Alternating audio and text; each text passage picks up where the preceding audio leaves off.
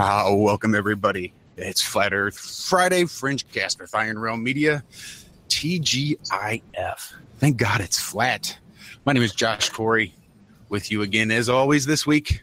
We have John, we have Adam, we have Rob. Walt should be with us shortly. James is taking this week off. He should be back with us before too long. So welcome, everybody. John, Rob, Adam, how are you guys doing?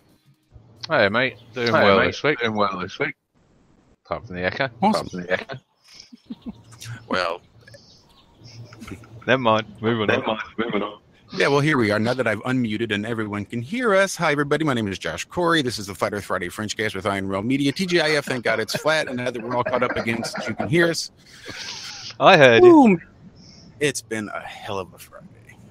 But we're live. So that's good. So we have Rob and John. Hello. And Adam. Walt will be with us shortly, and James is taking the week off. Geez, talk about deja vu. Awesome. How are you guys doing today, fellas? Rob, you're good. Adam, you doing all right? Yeah, I'm good. I'm all good. Awesome. Sweet. Well, we got a special guest today. Come on, moving on. Yeah, well, here we are. Now that I've unmuted and everyone. I would say somebody didn't. Sweet. So, Aaron Krieshok is a fellow who's done several interviews. And, you know, we love our Flat Earth interviews because I've done a couple, Walt's done some. I mean, we've all sort of done our Flat Earth thing. But Aaron is a guy who's really taking it mainstream. He's been on the Jim Jeffries show, featured on Comedy Central. He's been on The Edge. He's done an interview on The Edge. He's done an interview on a website called opposingviews.com. So, Aaron, I want to thank you so much for joining us here on the Iron Realm, and welcome. Happy Flat Earth Friday. Thanks. It's good to be here. Very good. Awesome. Well, give us just a quick little background about where you came from, what you were doing before you found Flat Earth, and then sort of how Flat Earth fell into your lap. All right. Well, let's see. I've had a pretty diverse background. I studied physics even before high school. I was really into physics for some weird reason. I was just always into that sort of stuff. And you know, I went to college. I tried college 3 times. I dropped out 3 times in an attempt to graduate, but never quite made it. And I was studying physics in college. And I kind of came to the realization that they didn't get it, and the professors didn't understand what was going on here, and they thought everything was just a bunch of atoms flinging around, and so then I went on more of a soul-searching quest to find, you know, self and what's going on in reality, and I definitely stumbled upon all these conspiracy theories. And so I kind of became more of a conspiracy theorist for decades. And I've all on the way, you know, I've been working on various endeavors. I'm a software developer, and so I've been working in that world for quite a while. And then just about, I don't know, maybe 4 years ago, I kind of stumbled upon actually Math Powerland's his what would you call his stand-up routine, where he's on stage and he's talking about how this is not a, you know, this might not be a photo, it might be a painting, and that got me thinking. That sent me on this whole long journey of just because there was no one on YouTube really. There was no one really talking about it yet, and so I actually just started going back to my old physics books, and I really started scrutinizing them, and I started finding all of these massive assumptions that were made, that when you really look into it, it's like, well, you can't say that. You can't say that the Big Bang happened because there's no way to even test it, for example. And I started discovering that kind of that realization about all of these different what they would call scientific facts or laws of physics that are in fact just assumptions. And it's just been this mass domino effect where all these assumptions have led to other assumptions. And so I've been kind of like in the background dissecting all the physics of, that we've been taught, and came to just fully realize that it's all kind of this fabrication. And of course the Earth is flat, but that's just kind of, I mean, it took me probably about 3 months to fully get on board with that. And this was still before people were doing YouTube videos. And so it was really my own exploration that got me there. And I even started talking to some of my neighbors about it, and they just thought I was crazy. But I still tried it out. See, I was just like, well, let's see what happens when I tell people that I think the Earth is flat. And but then I got to a point where, and then people started coming out with YouTube videos, and I was watching all of these. And at some point, there was like Earth Day, maybe 2 years ago.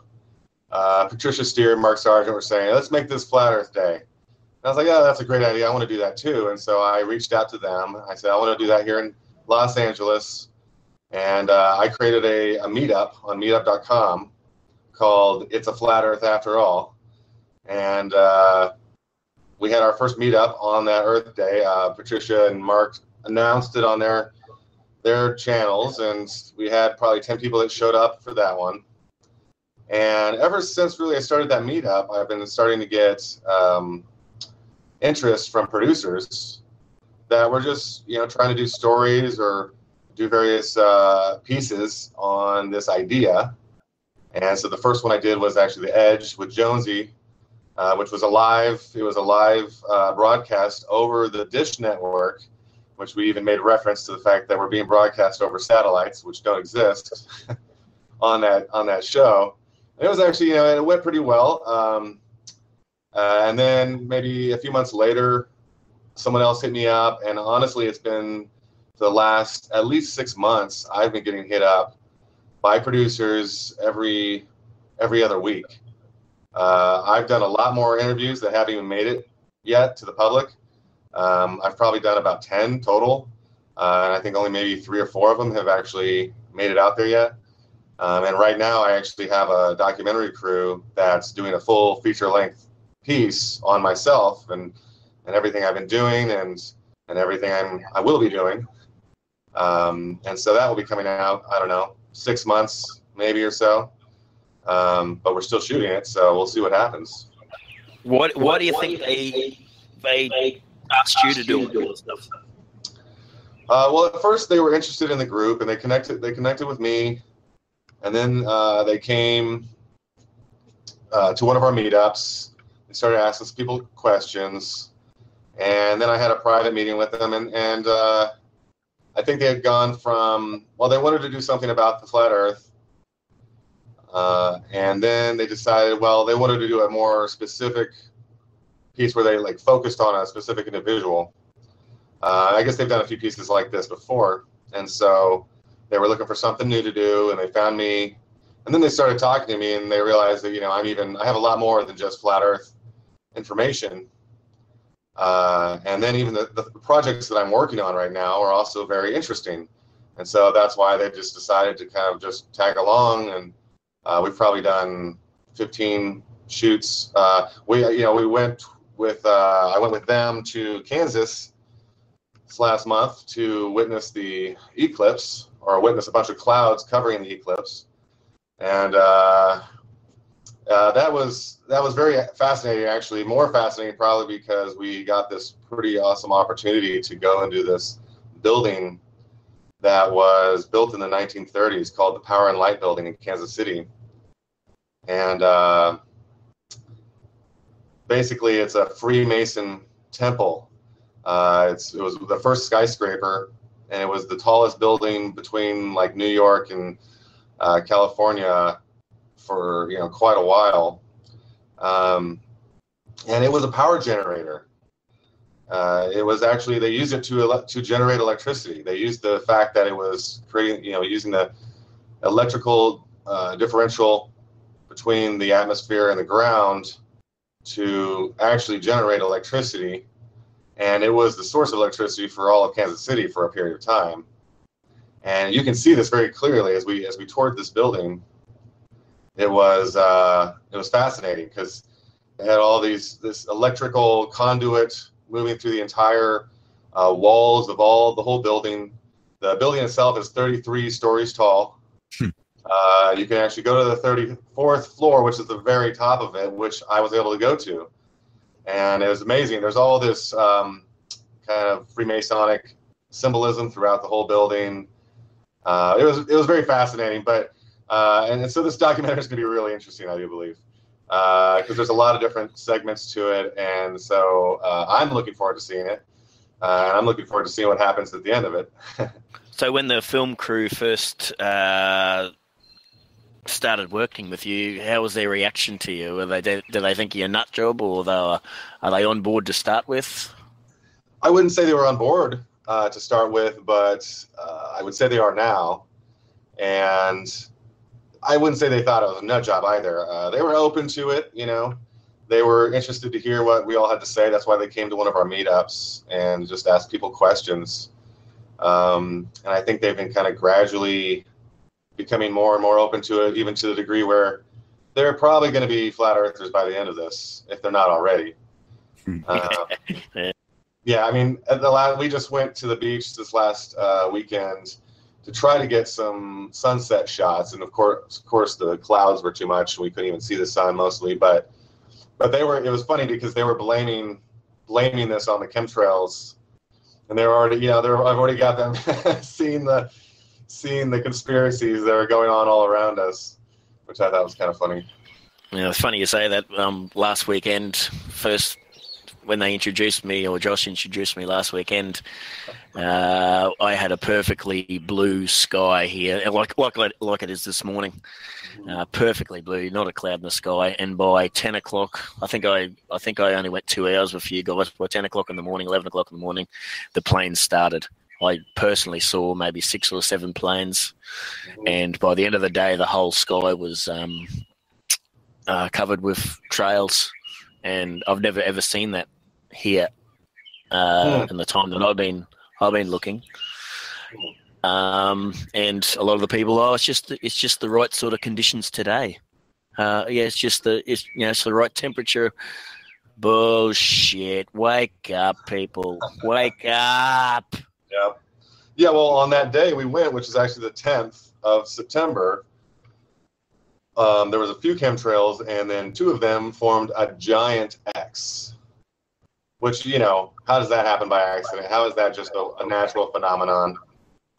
Actually, and then a couple weeks ago, interestingly, and I really wish I had my camera with me. I didn't.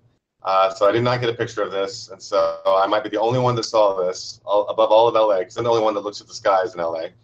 But there was a giant heart-shaped chemtrail. I kid you not. A giant heart-shaped chemtrail. And it wasn't just like one of those, messages in the sky. It was just, it was very high, like a chemtrail, but it was shaped like a heart. I don't know really strange.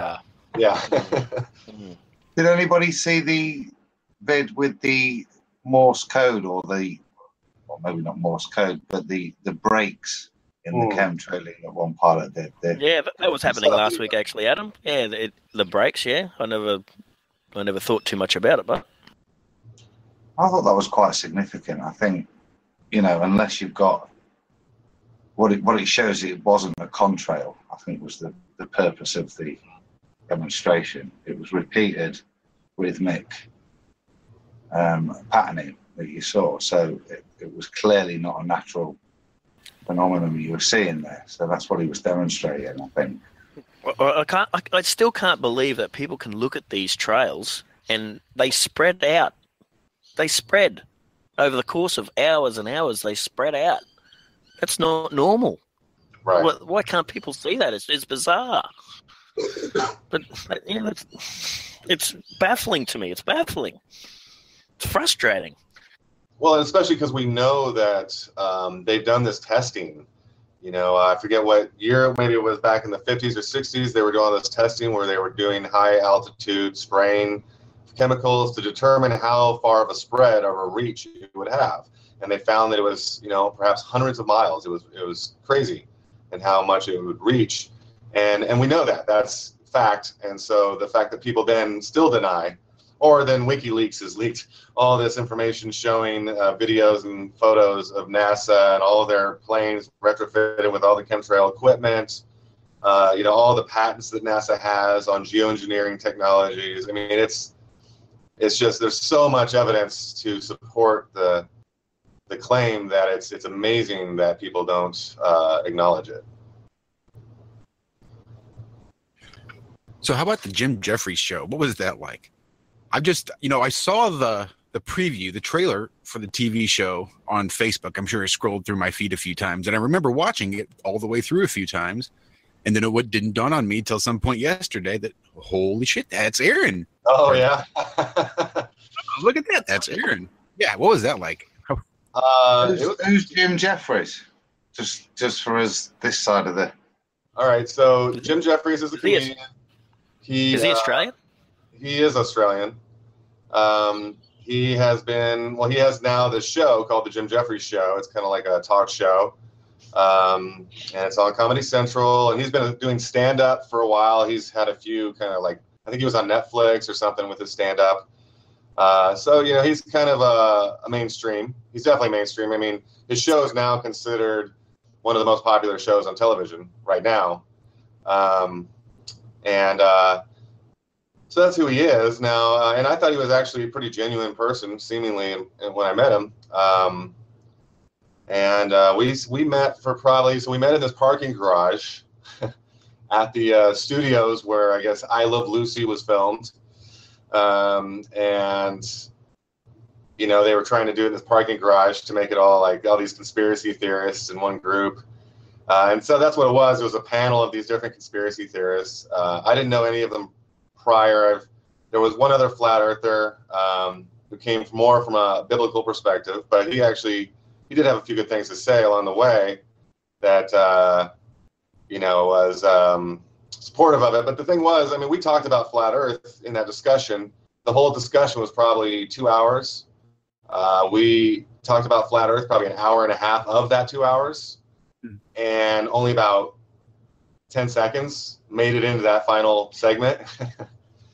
And it wasn't even like, he didn't even let me talk about the Antarctic ice wall being around the perimeter. I just was able to say, oh, it's a disk and the North Pole is the center. And that was pretty much all they let me say to describe the model. And a lot of people kind of said that, oh, that was a horrible, just kind of trashing of the flat earth concept. Mm-hmm. But I actually felt like it was pretty good. For those who can really scrutinize things like that, you can see that, for example, he said, Jim Jeffries was on that segment saying, I have often wondered why we haven't been back to the moon. And in my opinion, that's the biggest question that pretty much the society at large should be asking. Because that's the evidence right there. That's what will lead anyone down a rabbit hole. They'll start investigating this stuff. And, it's a huge question. It's a huge question that doesn't have a really good answer unless you find that one guy, whatever his name is, that says, we can't go back to the moon anymore because we used to have that technology, but we lost it and we can't get it back. And that guy just makes it look even more ridiculous. Well, why can't we get it back? And so I think he was trying to actually, in his own way, disclose a little bit. Because you'll also notice in that video that he presented a few different ideas with the aliens, and then he had this guy that was sitting next to me who was sort of this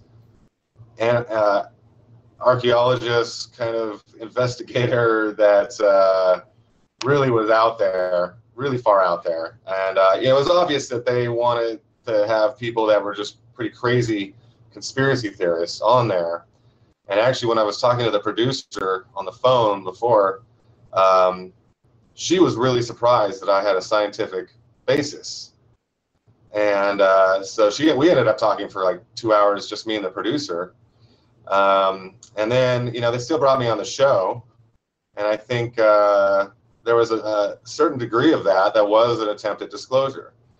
because I've been seeing that more and more where they're putting these little subtle things in mainstream to kind of give hints to the masses. It's subconscious, it's unconscious to most. So let's play that Comedy Central video for them. Let people see exactly what it is you're talking about. It's only 5.5 minutes, and maybe we'll get a copyright strike. Knowing Comedy Central, we will. But I want to play it anyway, just because it's really good. And this is where I first saw you. I didn't even realize that there was a flat earther in there, because I remember thinking specifically, I wonder if, because I didn't watch it the first couple times I saw it scroll through. I thought it'd be really interesting if they even bothered to get a flat earther in there, that being the most, the biggest conspiracy as of late. Right. So yeah, really excited to see you there. That's awesome. So yeah, I'm just going to keep this up and play it, everybody. Here, I think I should be sharing screens if you guys in the Hangout want to watch. The age of reason, the industrial age, the digital age, all huge cultural moments.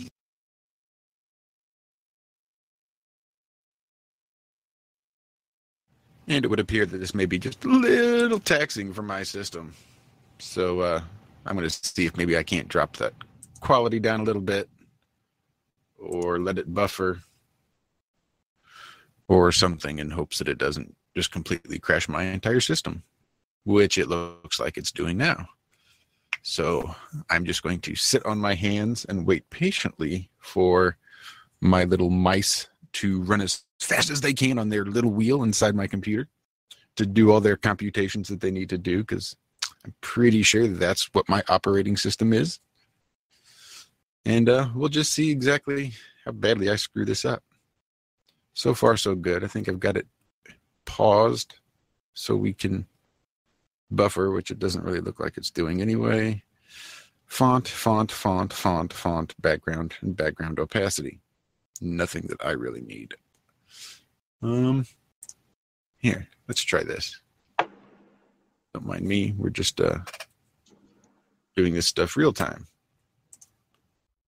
Hey Josh, why don't you drop me the link and I'll run it my end and share it through Hangouts to save your system.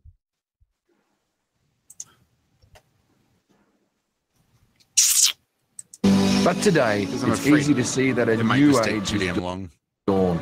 And so, I, Jim Jeffries, do hereby declare that we are officially living in... Okay, well, this would have been really good if it worked.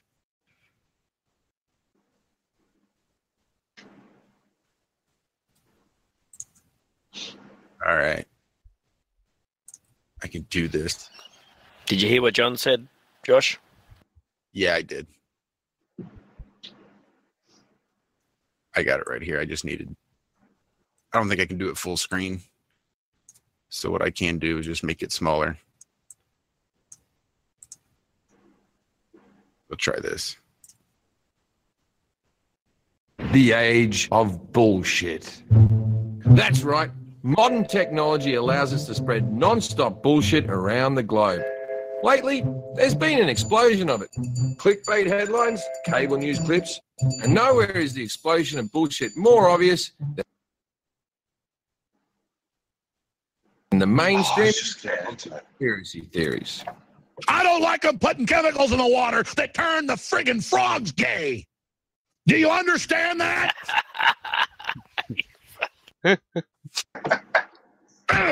Serious crap. Since this is the new normal, I assembled a team of conspiracy experts. Wow, this is... who only recently felt safe enough to come out of the shadows and share their beliefs. Thank you for meeting me here in this parking garage so the government can't survey us. First things first, do you hate being called conspiracy theorists? Just the theorist part. To break the ice, I started with some old favorites. Yeah, the moon landing. Who thinks we landed on the moon? The whole moon landing thing is sketchy to me completely. I have to point out here that I don't trust a single thing that comes from NASA. I always think to myself, well, why don't we just do it again? Right. Yeah. And do it on a high-def camera. If we landed on the moon years and years ago, why are we not there still? Why stop? They made 7 police academies. You know what I mean? Like, why would you make 7 police academies and just go to the moon a few times? Completely. Who believes in the Illuminati? Absolutely. I mean, it's a real organization. They have a website. Brad Pitt, Illuminati, or alien? All right, we're 90 seconds in, and this damn thing is not going to want to play for me. I'm about to go absolutely bonkers with this. This Friday is not my friend. But it's pretty much it's just some real fancy editing where what you said, it was an hour and a half worth of Flat Earth talk, and they made it worth about 10 seconds onto this thing. That's ridiculous. Yeah. Yeah, they really sliced it up. And I guess that's to be expected, and almost... Yeah. You know it's going to... Were the other guys into Flat Earth? There was one other, the guy in the middle was also Flat Earther, and we've actually been talking a little bit. I mean, he's come to our meetups now, so met another guy. But the others were not, and especially the one, the blonde-haired guy on the right, he was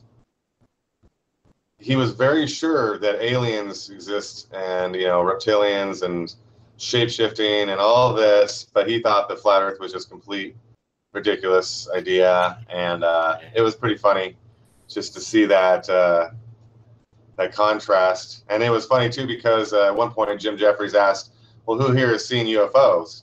And I was the only one that raised my hand. And so here the alien guy has never seen a UFO, but he's sure the aliens exist. But he's seen the flat Earth all the time, but he's sure that it's not flat. Yeah, I don't believe in UFOs or anything, but I reckon I saw one when I was a kid, about 14 or 15 years old. I'm nearly positive I saw something that can't be explained. It couldn't be explained the next day in the papers or the radio because a lot of people saw it. But I'm not a believer of. I don't know what to believe, actually. I was going to say in that department. Rob, that is by definition a UFO. Just so you know. Yeah, well, yeah, you know what I mean. But did it come from a fucking planet? Right. Not Martians. They're not Martians. Not Martians. No. Or beneath. I call them space aliens now. I don't believe in space aliens, but UFOs are definitely something that is possible. Yes, well, it was exactly what it was, because as Josh said, it was a unidentified flying object. You're very windy. Unidentified Rob. flying object. Unless no, that's not me, Walt. mate. That's Walt. That's me getting in here on the fly. I'm on the mobile system, so I've got wind coming through. I'm trying to block it. So I come in at the perfect time. It sounds like UFOs. That's it. Perfect timing for on Walt. The fly. Sounds like you're on the wing of an airplane, but it's good now. I'm actually I'm on top of a parking garage, and I have my window open. And as soon as I turned the thing on, all the wind in the whole area started going through my window. So I just let it up. Well, I hope everything's going well for you, mate. Yeah, it's fine. I mean, she's out. Surgery went fine. Everything's great. So appreciate all the prayers and the positivity. Thanks for all that, everybody. So what were we talking about? UFOs? I have to know. Well, we were talking about Aaron's appearance on the Jim Jeffries show, and how when Jim Jeffries asked if anybody had seen a UFO, Aaron was the only one that raised his hand. And even the guy that was swearing up and down that aliens and the reptilians existed, he'd never seen a UFO. Nice. But, he experiences a flat Earth every day of his life and still swears that the flat Earth is BS. Well, good. I'm playing catch up. Hi, Aaron. Glad to meet you. Hello. So that's almost IronRealmMedia. We're still one short today, but it's pretty close. I'm clipping a lot. Sorry, let me change my sound a little bit. Am I getting? Aaron, I was just going to ask, mate. Are you saying that when you were there, basically the whole panel were more interested in talking flat Earth, and it was a?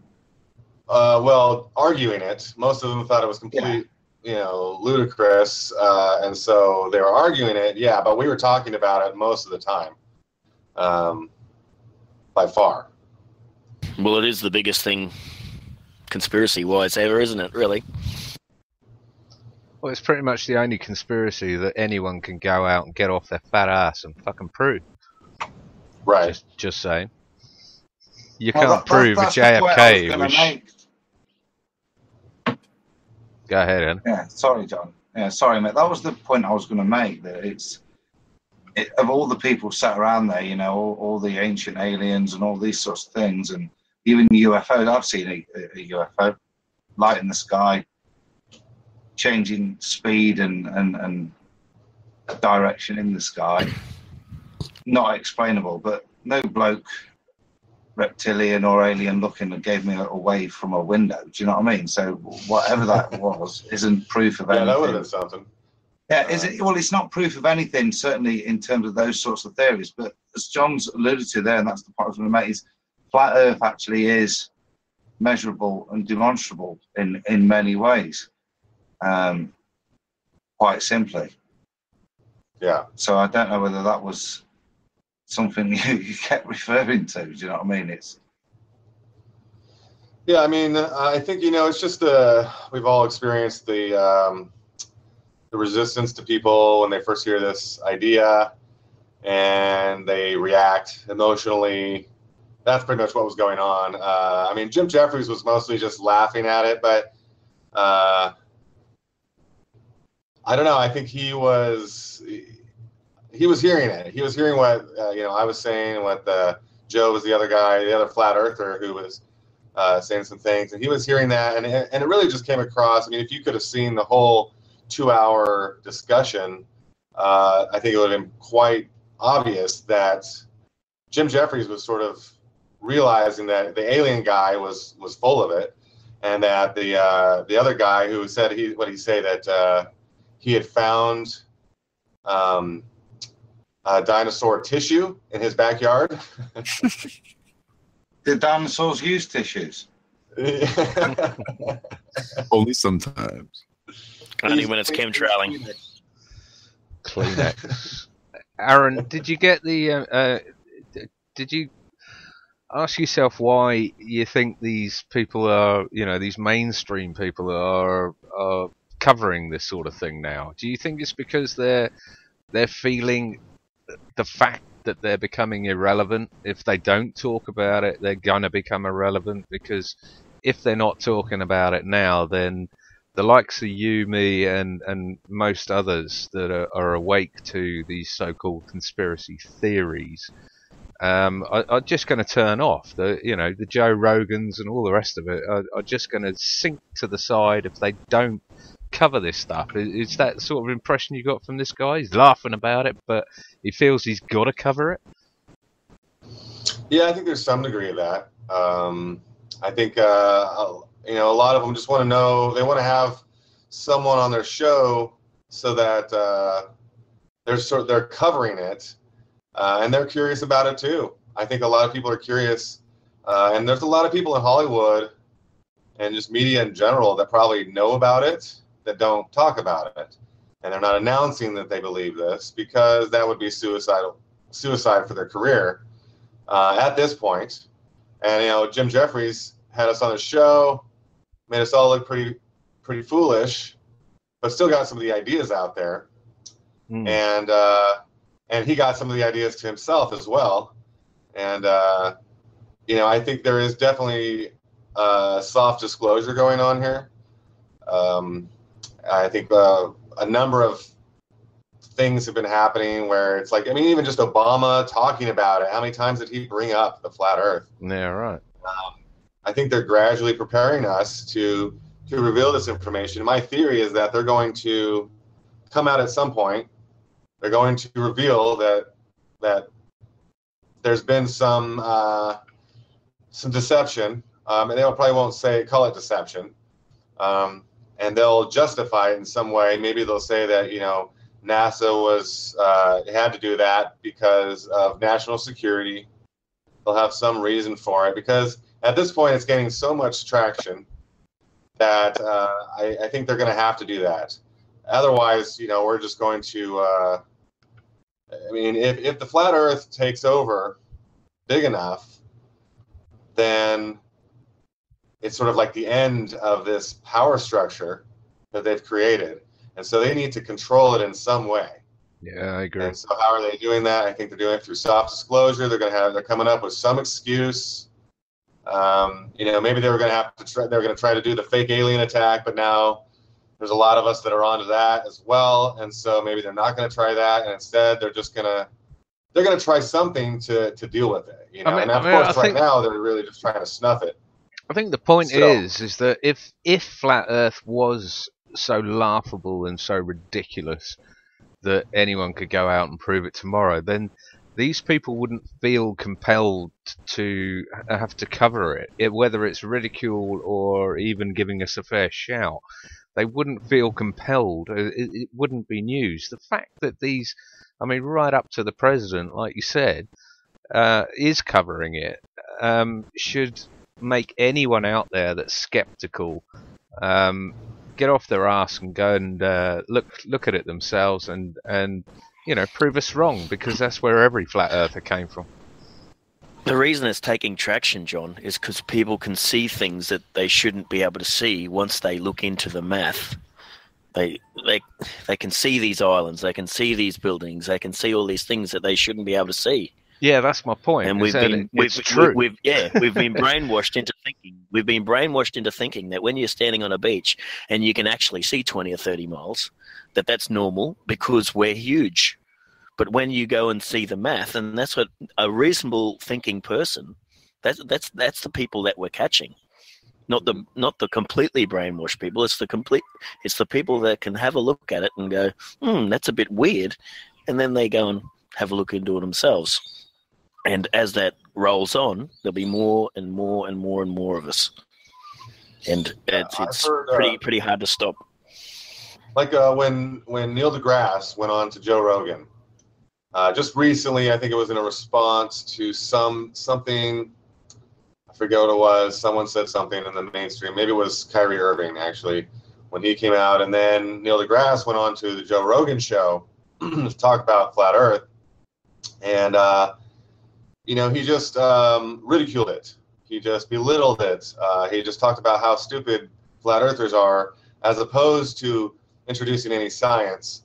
And now, granted, a lot of the mainstream sheep are going to just follow right along with that. However, I actually saw a number of people that were waking up just by the fact that here's Neil deGrasse Tyson, supposed to be an astrophysicist, supposed to be representing the scientific community, and he's not applying any scientific method to this idea. Instead, he's being like a little adolescent child and name calling and all this. And there's a lot of people that are more awake. They're not fully awake, or they're not awake to a lot of these other ideas. But they'll notice that. They'll see that he is not being a scientist. And maybe, I don't know if that's a disclosure or if that's just that's just an accident of just how Neil deGrasse isn't really that smart. And so he can't really come across as smart because he's not. He's just an actor.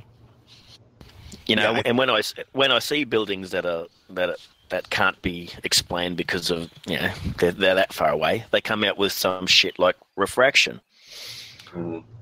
And a reasonable-minded person will look at that and they'll say, "No, that can't. You can't. The light can't bend all the way around there all the time." And so it's falling apart. A normal thinking person can see through it. That's the way I look at it. Yeah, I think it is falling apart. Where do you think it's going, Aaron? How long, has the globe got?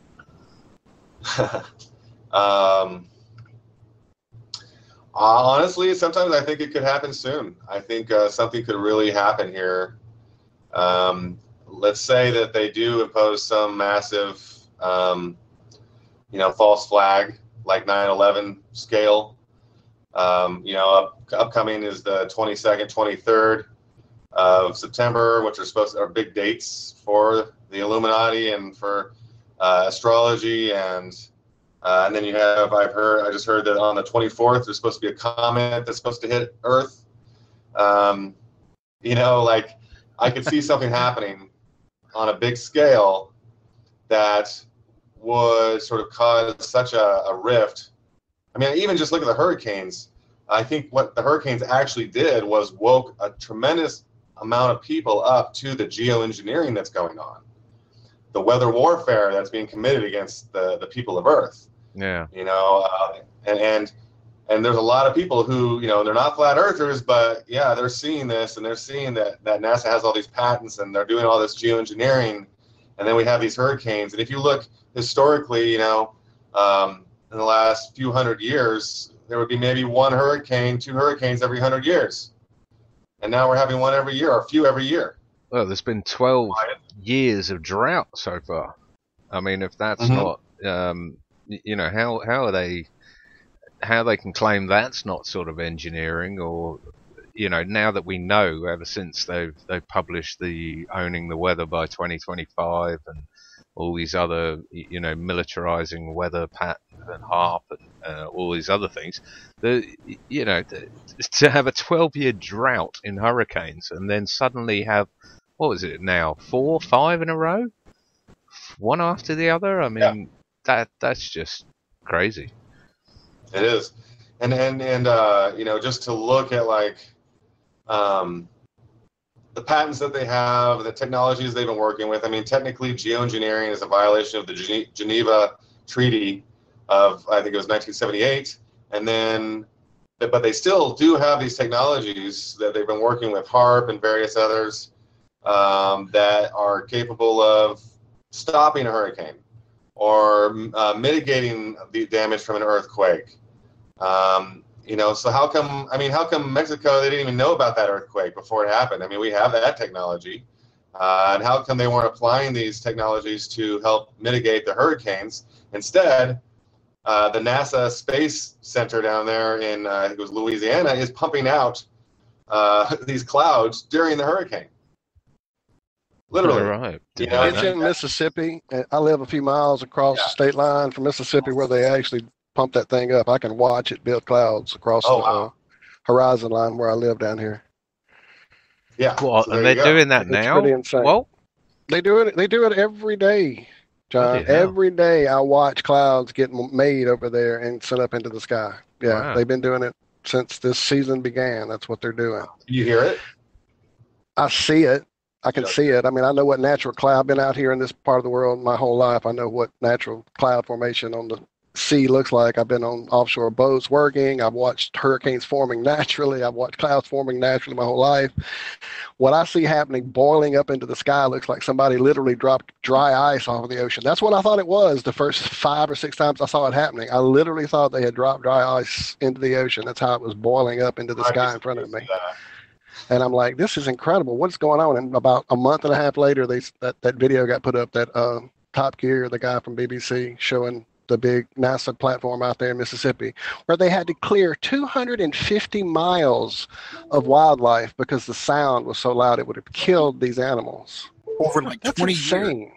They waited 20 years to do it because it took them that long to buy out all the property. But this was a work in process for a long time. This wasn't just a little thing on a whim. They decided. And of all places to put a cloud making machine down here where we already experience horrendous, tropical storms and hurricanes naturally occurring. So let alone let's drive it and reinforce it. And don't get me started. Yeah, so then they're going to blame it on the humans and say, well, look, this is all global warming. This is the global warming. First it was global warming, climate change. Now it's, what is it? What's the new phrase? Weather warfare? Well, that's what it is, weather warfare, right? Yeah. But then if you deny it, guess what? You're a freaking flat earther. You're using that crazy flat earth science. You're denying science. You're the flat earther. We don't have time for a meeting of the Flat Earth Society. Yeah, and I think, that has, even though that's been disastrous, it's also woken a lot of people up and probably still continuing to. And then I think if something were to happen even bigger, it would wake even more people up. And so that's kind of the situation that I don't think they fully intended on. They weren't really expecting us to wake up. They were expecting us to go more asleep.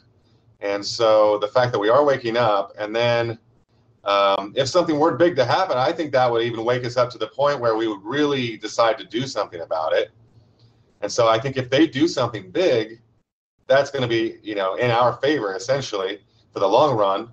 And if they don't, then it's going to still take a little more time for us all to wake up, but we still will.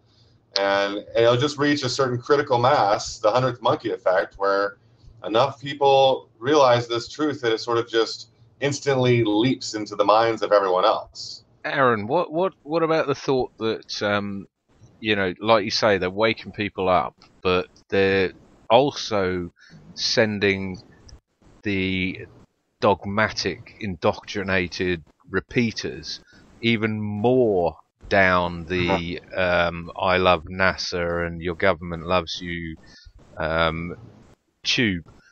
And that's the whole point, is that they know they're going to wake up a certain amount of the population, say 10% of us that are actually don't have a head up our asses and are still thinking. And that's the whole point, is that they're going to set the 90% of indoctrinated repeaters on the 10%, and that's the point, is that the whole point is that a number of us do wake up and a number of us get even more into our dogma. Tipping points, I think, is what Aaron said there, John. And I think that's what's really important at the moment. We're starting to see. Yeah, because there's the collective unconscious. There's the collective unconscious, and then there's the collective conscious, you might say. And the collective conscious is probably mostly in denial, and there's like maybe to the 10% that are awake. But the unconscious, the collective unconscious, is much more awake right now. I doubt there's a single person that is in the modern world that hasn't heard the idea that the Earth is flat, that doesn't know someone who might believe that or heard that idea somewhere. So it's out there. It's in the collective mind, and because of that, it's gonna percolate to the surface. And eventually, that'll sort of influence their conscious minds. But that's the point. That's why they have articles in mainstream, and they have, with a slight ridiculing tone. They have to get the information out there, but in a skewed way, so that the unconscious masses, they know about flat Earth, they know about chemtrails, they know about 9/11, JFK, all the others, but they have a twisted skew on it because they haven't researched it. They're not minded enough to actually get into the details of it, because it would shatter their paradigm, and so they'll kill you for it on what they've heard just from CNN or just from any other mainstream attempt at getting this info out there, just so that people know that there are these retards out there that actually think the Earth is flat or that chemtrails are real. I think the tipping point's coming, John, and I've got a video to prove it. Yeah, I think the tipping point is coming, but it's what the tipping point is. I think the tipping point is when they set us against each other. Well, I think the tipping point is awareness of it as an actual possibility is the thing I would be hoping for. And I think, can you see my screen? Yeah. I've got a tennis coach chatting to a tennis player. I'll just play it. It's only like 30 seconds or so. I don't know if we're going to be able to hear it though, Adam. It's subtitled. It's quite nice. She's speaking in Russian anyway, so it's Okay. subtitled. So Perfect. whether it's there or not, it's nicely done. But basically, yeah, she's called a coach over, and after a bit of obviously not good tennis, and she's not happy with her coach either. But it should demonstrate that it's. I think it's probably more. Can anyone speak Russian to confirm that that's actually what's being said? Well, this is from an independent channel. It's a tennis channel. Hold on just a second, Adam, before you play that. Let me make sure everybody can see it on the screen. You can probably go full screen too if you want. Ooh.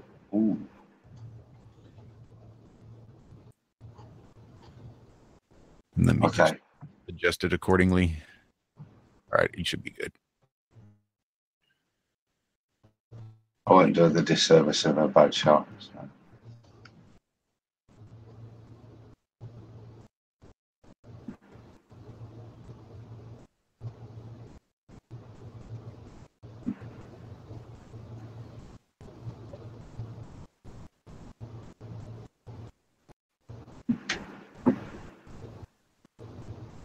Yeah, this would be really interesting if we could hear it. Don't matter, it's Russian. You never fucking applauded me when I won the ball. You sit there watching your video about the flat Earth. Are you completely crazy or what? Absolutely crazy you are.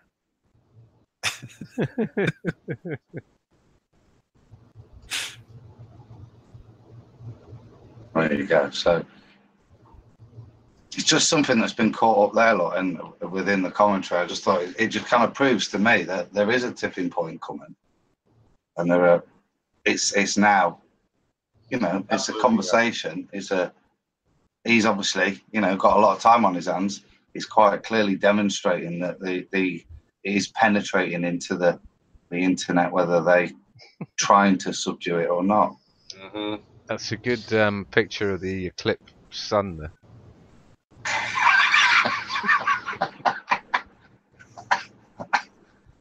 I need my coffee. But it's definitely not one body then, is it? It's rather than Kagan. It is seeping into the mainstream, definitely. What do you think, Aaron? I think that the thing they're most afraid of is that people are going to start thinking for themselves. And that's all it takes, you know. It just takes one thought, like one original thought for people to start going down that rabbit hole. And so that's what they're trying to prevent for the life of them. That's their primary objective, is to prevent people from thinking even a single thought for themselves, because the moment they do, they're going to start realizing what the truth is. And so that's why they're coming out so aggressively with all this space propaganda and supporting the NASA narrative. And, you know, Neil deGrasse and Bill Nye are all in the media all over the place, and Elon Musk, and, you know, it's just it's relentless. They're not letting down, because they know that if they do let down, and then all of a sudden there's like something that happens that enables the other 90% to just have one original thought, it's all over for them. I've got a guy in my office that I battle with every week. I do an update. I do a weekly little report on what was said this week anyway. So it was September 11 obviously happened this week. So he comes to me and he's laughing about he's heard about the no planes theory. And I'm going, yeah, I don't know if I'm fully on board yet. He's laughing about the CGI, you know, CGI planes. Yeah, like they could do that. You know, people saw them. So I went and got the more famous video of the second plane hitting the World Trade Center, and I showed him the wing passing behind the building. All the plane was in front of the building except for its wing got covered up. Everyone remembers that one? Yeah. So I showed him that, and he sat there for a minute. And he went, "Huh? Well, that's a bit weird. I don't know how to explain that." I said, "I know you can't explain it because it's CGI. They've CGI'd the plane in there." I said, Did you show him the airplane poking its nose out the other side of the building?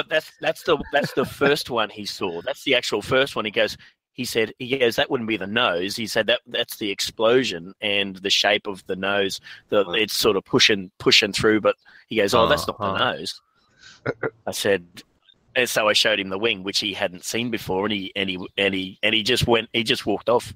He went, well, I don't know what to make of that. And he walked off. Well, so the videographer in the helicopter, and the guy doing most of the videography for 9/11, and the fact that he's the one that literally wrote the book on how to composite in video airplanes over existing footage. That's what he did. He wrote the book on how to do it, and then was effing it up while it was going on live.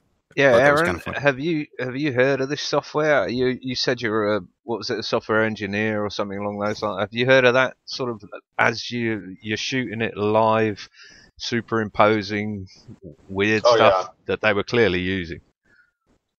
Yeah, I mean, I haven't done stuff like that, but yeah, I've certainly I've seen different. I guess it's just, I mean, they could use After Effects, to just superimpose and overlay. And you know, I don't even know. I mean, I've questioned whether it was even live. You know, I mean, you could easily fake something being live, and or are you talking about even like a hologram of some sort, or are you just talking about the video?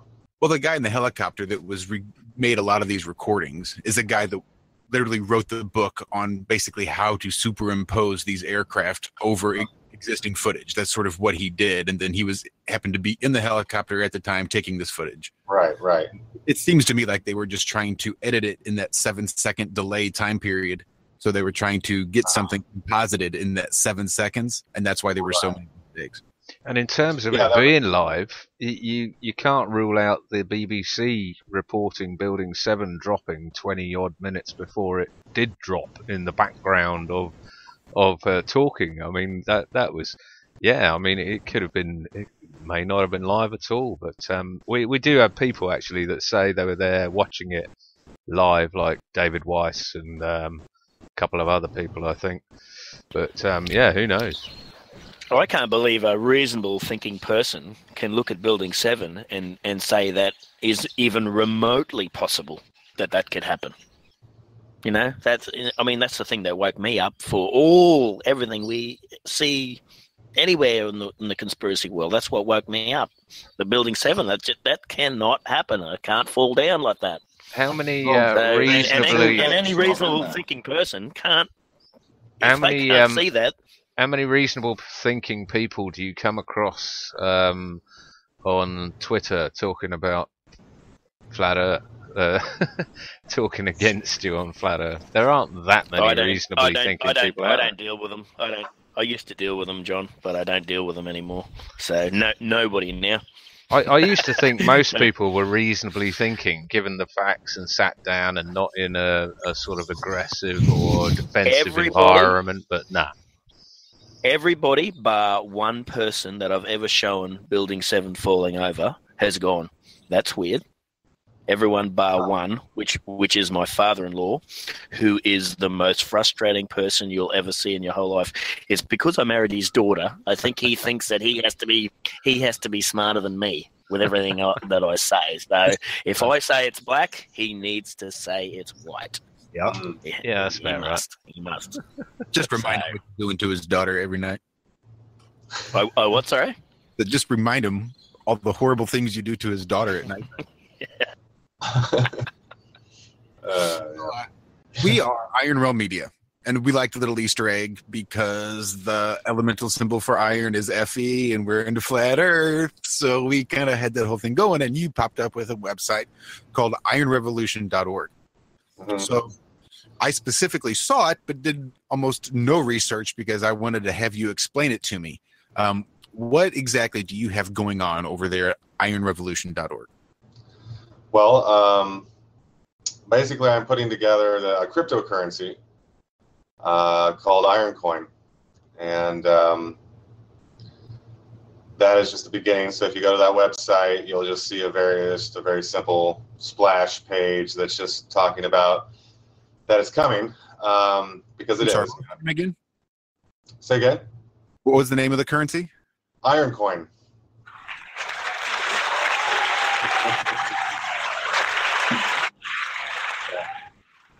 Thank you. And so this is kind of an initiative. I've been working with cryptocurrencies for a little while now, and I've been wanting to build my own, and so this is that. I've actually also created a few others. I have the Zetetic coin, which will be a coin geared around rewarding people for uncovering the truth, doing research. When enough things can be verified and validated, then people actually be rewarded with this coin, which would be worth actual money. And then I also created the Flat Earth coin, which is something that I want to put out to all of your listeners. I just put it up onto the Sun and Moon group as well yesterday, that I am offering any flat earthers who want Flat Earth coin to just get a hold of me. What what you need to do is sign up for this wavesplatform.com, and then that's a wallet that you give me your address, and then I can send Flat Earth coin to your wallet, and you'll have a bunch of Flat Earth coin. And I'm just doing that as a promotion kind of tool. I want to get it out there. I want to get people starting to work with cryptocurrencies, because I'm a huge believer in the blockchain and cryptocurrencies and what that can do for us as far as solutions for humanity, for these problems that we're facing with centralized governments and all this lies and deception. And then Iron Coin is sort of my baby that I've been working on for a while and will still be working on for a little while here. But basically the idea there is this would be our new form of currency that would be decentralized. And it's similar to a lot of other cryptocurrencies that are out there, but I have a few new bells and whistles that no one else has. And it's because I'm relating it a lot to, you might say, natural law. And I'm basing the whole entire coin off of how natural law works. And so unlike fiat currencies, where you can just, if you're the Fed, you can just create it however much you want, that's a violation of natural law, in my view. And then unlike a lot of the other cryptocurrencies where you can trade them, you can make money on trading them, you won't be able to trade this. It will be actually a sort of an enclosed system that won't participate in the mainstream markets, and so therefore it would enable us to have a completely tax-free exchange where we're able to transact goods and services and they can't possibly take taxes out of it. And it would allow us to basically have a currency that is purely for the sake of transaction, and that's it. And it's all decentralized, and it's all a part of something called the DAO, which is a decentralized autonomous organization, which basically means that it's a company that does not have a central CEO or a leader, but instead is more of a board, a circle, a committee that makes decisions, and that committee or that council is actually just the community itself. And so in that way, it's very similar to Bitcoin in that way, and it's similar to Ethereum as well, and there's some similarities to other coins. But the basic idea is that, and I guess I should definitely say, it's much more than just a currency as well.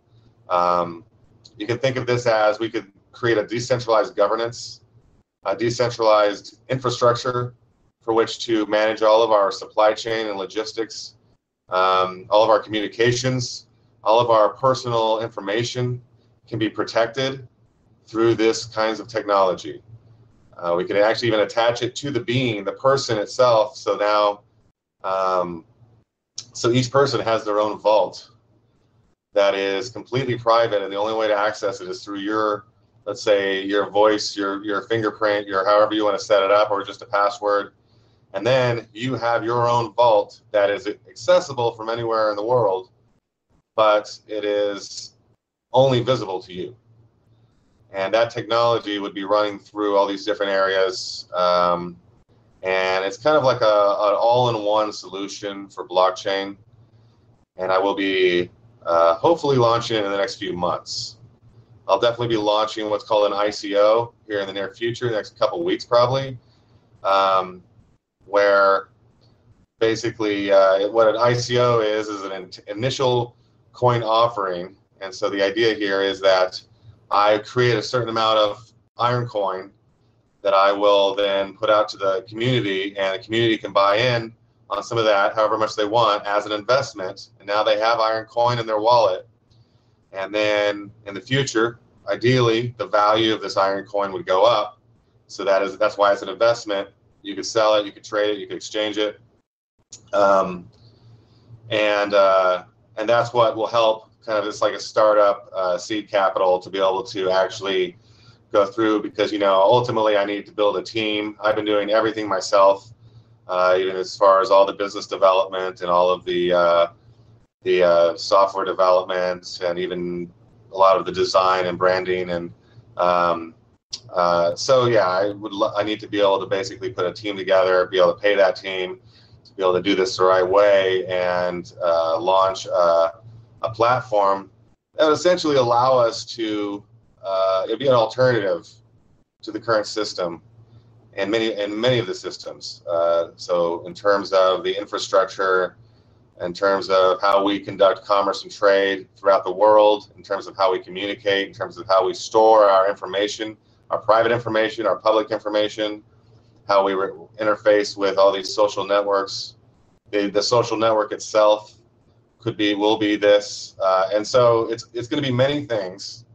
But the basic idea is a viable alternative to these centralized systems, so that we no longer have to be dependent on companies like Google or Facebook or YouTube to communicate, to do these things. And you know, this could be a boycott, essentially, something to come along that were better than YouTube, Facebook. Then it's easy. We just hop over there, and in fact, we're boycotting these centralized forces that really have been controlling our minds, or trying to control our minds quite extensively since they came out. Aaron, does this still run on the regular internet? Wicked. Yeah, it would. It wouldn't have to, but yeah, it could. It could run on other networks as well.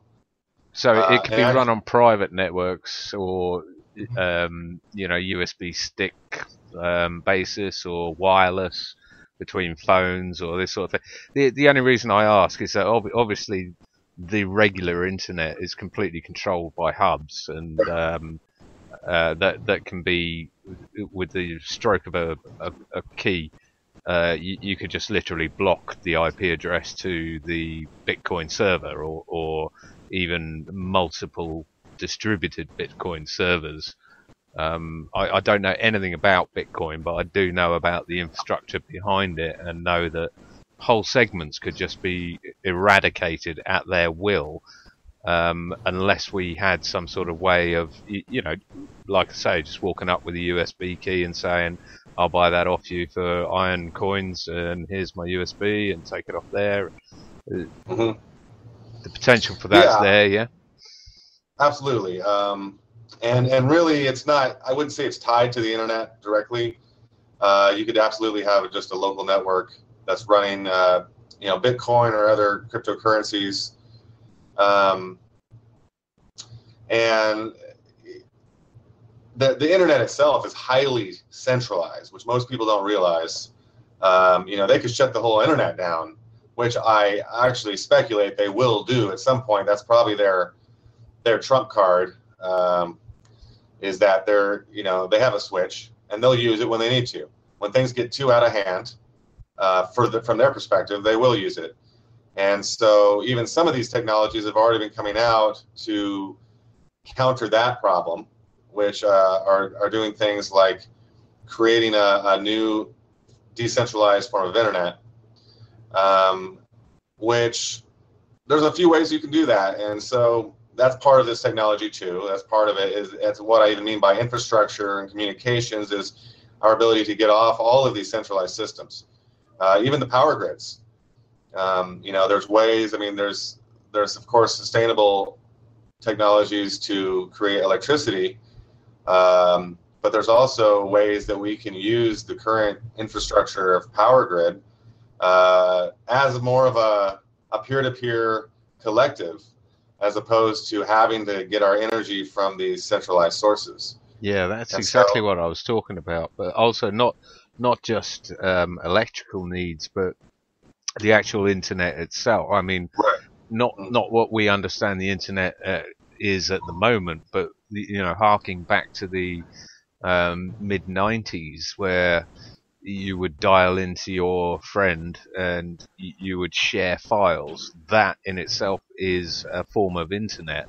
But in this day and age, when we have such a pervasive wireless network. I mean, almost everyone has a wireless router, and Right. although I hate them, but the fact is that they could all, with the right software and programming, they could all be configured to communicate between themselves completely independently of the internet.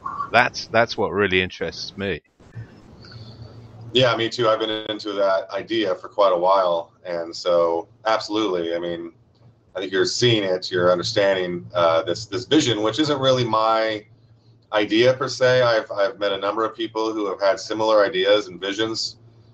I think my thing is just that I'm implementing it. You know, I'm building a brand around it. I'm putting together the actual websites and the technologies themselves so that these things can happen. These things can be manifest, because otherwise they just stay as ideas.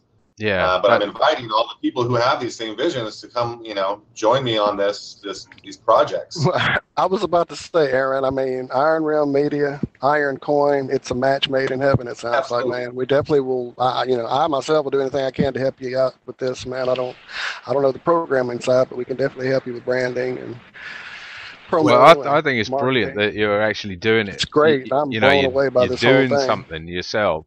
For the skeptics out there, and they will be out there, what sort of fail safes have you got in store? I mean, you know, you say that there's no CEO, it's a distributed, but there's a board. I mean, there may be a sort of inner circle, outer circle thing going on there. What sort of fail safes have you got in order to stop the maniacal nut jobs coming over and taking it over? Right. Yeah, I mean, that's a really good question, and that's the challenge, that's the problem, and I would say that's the main problem that that the blockchain technology solves in general, because what it's doing is it's similar to like when Napster came out. You know, you had peer-to-peer sharing of music and media, and they wanted to stop it. They technically stopped Napster, but they did not stop BitTorrent, and they can't. And because of that, BitTorrent continues, because all it is just a connection between my computer and someone else's computer, and you can't stop that. And the same it's similar with blockchain, where we were using encryption technology to make it so that you have there's a public ledger that has everyone's accounts on it, but you can't do anything from an account unless you have the secret key or the password, you could say, to be able to transfer to or from that account. And that basic technology, and then if we apply that to, let's say, documents. So if we wanted to create, for this group here, if you guys wanted to create some bylaws for your group, and then you want to put that into the blockchain, you say, all right, we're putting this in the blockchain. Now it's written in stone, basically, and that's what a blockchain is. It's stone that can't be changed. So you can't go back and revise it without people knowing that you've revised it. And you can set it so only certain people have the ability to change things. And there's certain systems of moderation that allow for, like, you know, I mean, like this group here, you guys formed out of a collective. There's probably a lot of other people that maybe would like to be a part of this group, but for various reasons, you probably chose to these specific individuals are a part of this group, and this is like a council, this is like a board, that now you can make decisions. If IronMedia wants to go a certain direction compared to another, you guys are all talking or coming to agreement about where that should go, and that's a similar concept. Right now, what would happen if one of you kind of went crazy a little bit and started, you know, letting the power get to your heads and start wanting to do all these things that no one else agreed with? Well, you've lost consensus now, and so it's not going to happen. That person's probably going to get removed because the consensus will be to remove that person. And that's how it works. It's like it's all consensus systems where you know, the machines themselves, the software is sort of determining the consensus, but there's ways you can sort of use them in combination where now it's humans working together to find consensus, but there's no central leader. It's not your conventional like business hierarchy of CEO and the various C levels, and then you have the underlings and the slaves and all that. It's more of an equal basis, equal grounds where we're all seeing eye to eye, and that is the DAO. That is the decentralized autonomous organization. That's the idea behind it. It's a pretty new concept, but it is being used, and it's being used pretty effectively. There's been a few pitfalls that have happened along the way, but we're learning from that. And so now what can happen is we can just get better and better at forming really what it is it's corruption-proof technology. And that's the essence of it. Aaron, would you describe it as democratic? It can be. I'm reluctant to describe it as that, but it is similar. It is very similar. I'd almost say it's more similar to what the democratic philosophy was way back in the days of Athens, Greece. When they first started maybe experimenting with it, as opposed to what it's kind of become nowadays. But in a way, just the fact that you can have people that have a vote. But usually your vote is not just a checkbox. It's more like, in these cases, it's often your actual coin. So if you have a certain amount of cryptocurrency, you're going to put that up sort of as a stake that I say I'm being honest, and I'm not trying to cheat the system, and I'm putting my money on stake behind that. It's backing me up. So now if I am ever caught to be lying, my money will disappear into the system. That's actually written in. That's how a few systems work now, and it seems to be pretty effective. I mean, the reason I ask whether it's democratic, I mean, I do have a problem with democracy, but not when it's. I think when it's coupled with another system, say a root constitution. But then I know other people have problems with root constitutions as well. But I mean, democracy to me could literally lead to the death of 49% of the population.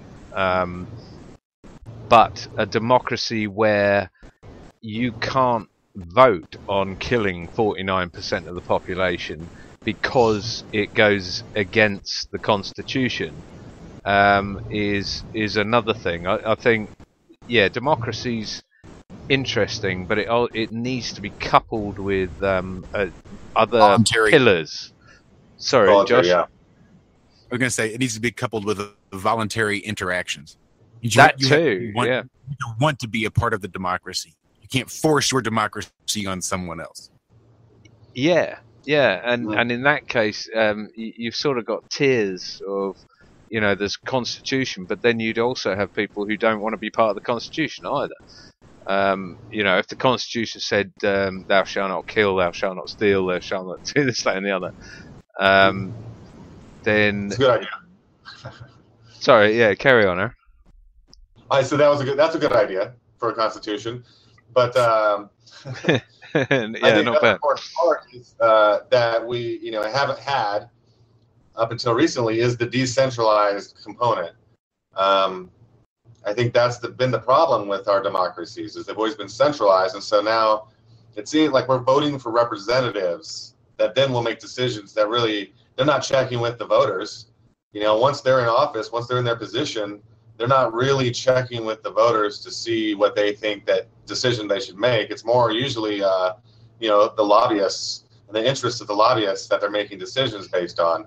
Yeah, I'd liken your the democracy that you're talking about more to be what do they call it?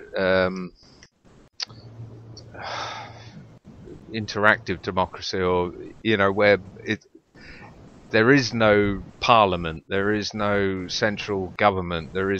It's called something democracy. Damn, can't remember it. I'll shut up till I can.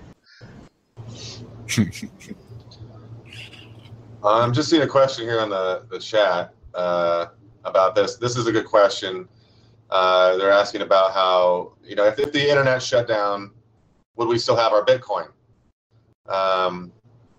And it's an important issue that a lot of people will bring up and that are uncertain about. And the answer is yes, we would still have Bitcoin, because Bitcoin is not kept on the internet per se. It's actually kept on the computers, and it's kept on a lot of computers, millions of computers, all simultaneously have this same blockchain.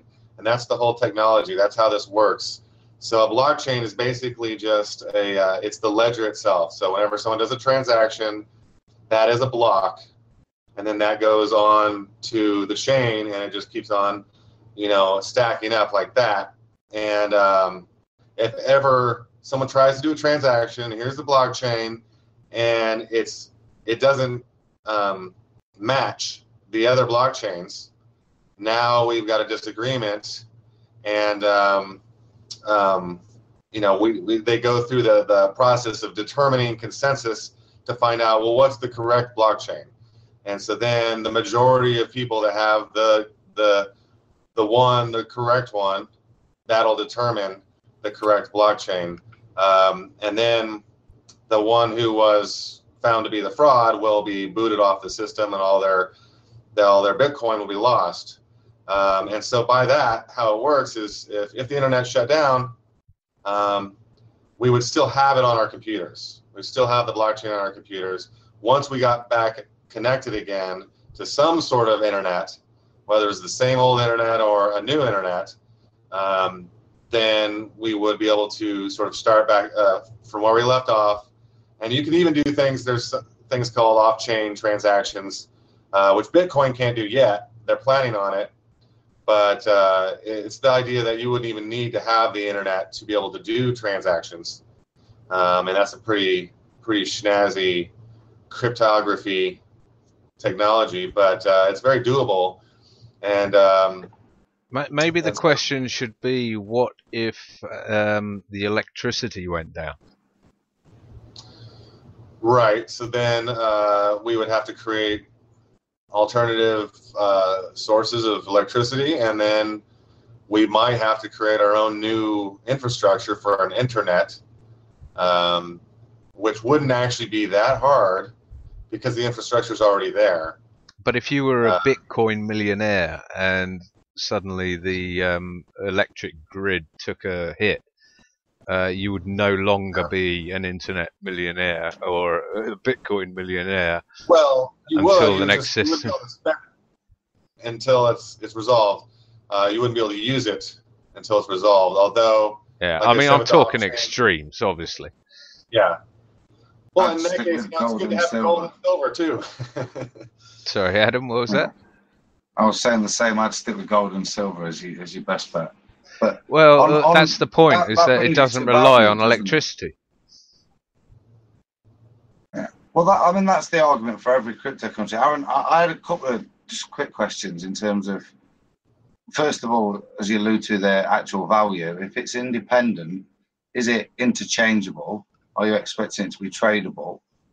And if so, when does that then stop it becoming independent? Be my first. Right. So it's kind of like two coins in one. So one would be the one that is, it'd actually probably be called the Iron token. And this is what would be tradable in the markets. And it's actually more like this is the value of the company itself. And so based on the valuation of the company, will determine the price of Iron token. And then Iron coin would actually be the internal system that would be a part of the enclosed system that you wouldn't be able to trade externally or internally. Or you'd be able to trade it within the closed system, but you wouldn't be able to trade it in or out of that system. And so for that, it's a unique idea, but it solves a lot of those problems. That then leads me to ask, how do you purchase? Because obviously, with any new currency, the purchasing of currency is the initial requirement to have any kind of trading. So how do you? You can, like right now, you can actually purchase it through the Waves wallet, which they have a little exchange built into it. So you could actually go on there, you could type in Iron Coin, and you could buy some. You could buy some Flat Earth coin, you could buy some Zetetic coin, although I'm giving away the free Flat Earth coin, so you should probably try to get that first. But yeah, it's through a wallet, and I'm actually working on a wallet that will be specific to Iron Coin, but right now I'm using this one called Waves, and that's just for like the immediate kind of launching of this and spreading the idea. And gathering some initial seed funding to be able to make the rest of it happen. Part of it. The term I was looking for earlier was e-democracy or digital democracy, where you don't just have your representative in Parliament or Congress or whatever speaking for hundreds and thousands of people. Hundreds of thousands of you can. It would be a poll on the internet basically, but it would be done in such a way that you were individually identified, which brings its own problems. But that was the sort of thing. Yeah, it's a step forward from democracy, but again, it's ultimately corruptible because it's digital. I don't think being digital makes it corruptible intrinsically. Because Bitcoin has not been hacked. No one has ever been able to hack into Bitcoin and steal someone's money because they were able to hack the technology of Bitcoin itself. No, but what about the banks or the wallets that have gone tits up? There was one massive one in New Zealand. Those were exchanges, and those were because of bad web apps that they didn't make them secure enough. That's fair enough. Any website could be hacked. Yeah, that's fair enough. So what when looking for something that isn't an exchange, because I mean the wording and everything and the small print is very difficult to get your head around. When looking for something that is pure Bitcoin, not an exchange, what are the keywords you should be looking for? I'm not totally following. If hundreds of thousands of people bought into that New Zealand Bitcoin exchange that went tits up overnight. If they were trying to avoid that sort of thing, what would they, what are the keywords that they'd be looking for? Would it be a Bitcoin or authentic wallet or a root Bitcoin? Or I don't understand how you can mitigate falling into those massive bear traps that are out there. That can go bust overnight. Okay, I understand what you're saying. I mean, there are some scams for sure. I would say, first of all, don't, you just want to get Bitcoin. You just want to buy some Bitcoin at first. If you're just getting into it and you want to go through one of the reputable exchanges, there's Coinbase, there's not a whole lot of reputable exchanges, but I mean, there are some good ones that aren't, probably aren't going to do any shenanigans, but some of the best ways are to go through something like the Lykke wallet, which is Lykke. You can actually buy various cryptos with that, but then you're also storing them on your wallet, and that's another thing is you don't want to store your crypto on the exchange, because basically what you're doing is you're giving them your money and now you're trusting them to hold on to it. But if you can get the Bitcoin or the Ether or whatever you're buying, you want to put it on your wallet, which a wallet is going to be on your computer or even better on your phone, because your phone is usually more secure than your computer. And even best of all is what's called a hardware wallet or cold storage, which is it's a device that looks similar to a flash drive, and you can just put your coin onto there, and it's holding the blockchain portion that has your accounts, and it has all your secret keys, and it's very secure, and you wouldn't be able to hack it at all. And so by that, it's like you literally have your own bank vault, and that's where, and that's the key here is there's a lot of kind of gimmicky things. Some of them are legitimate, like BitConnect for example, is one that you can do. That's they're working with lending, and you can make some money from lending out money to people and stuff. And it's kind of a pyramid scheme a little bit, but it's not a scheme. I think it's legitimate. But you wouldn't know that necessarily when you first look into it. But you'll have people come in trying to sell you, oh, you want some Bitcoin? Well, here's what you really want is you want BitConnect, or you want OneCoin or some. And a lot of these are pyramid schemes. And they're trying to sell you on something. And that's why you just make sure that you have some Bitcoin. And then you want to have that in your wallet. And that's really the two key points. And even if you want to get some other stuff like Ether or Litecoin, or Ironcoin, get Bitcoin. Bitcoin is the mothership right now. Everything is dependent upon Bitcoin, really. And it's really the best investment, in my opinion, out of all of these. Even though some of them will grow much more than Bitcoin over shorter periods of time, they'll also drop. And there are a bunch of other good investments, but you really got to research it and know know the technology and know the team behind the various projects. And so it's a process, and if you're interested in it, go right ahead. But other than that, if you just want to, dip your toes in, then just get some Bitcoin and put it in the Leak-A wallet. That's simple. So essentially, you're a cryptocurrency backer, proponent. Yeah. What about gold and silver and things like that? Adam mentioned. Yeah, I mean those are good investments too. I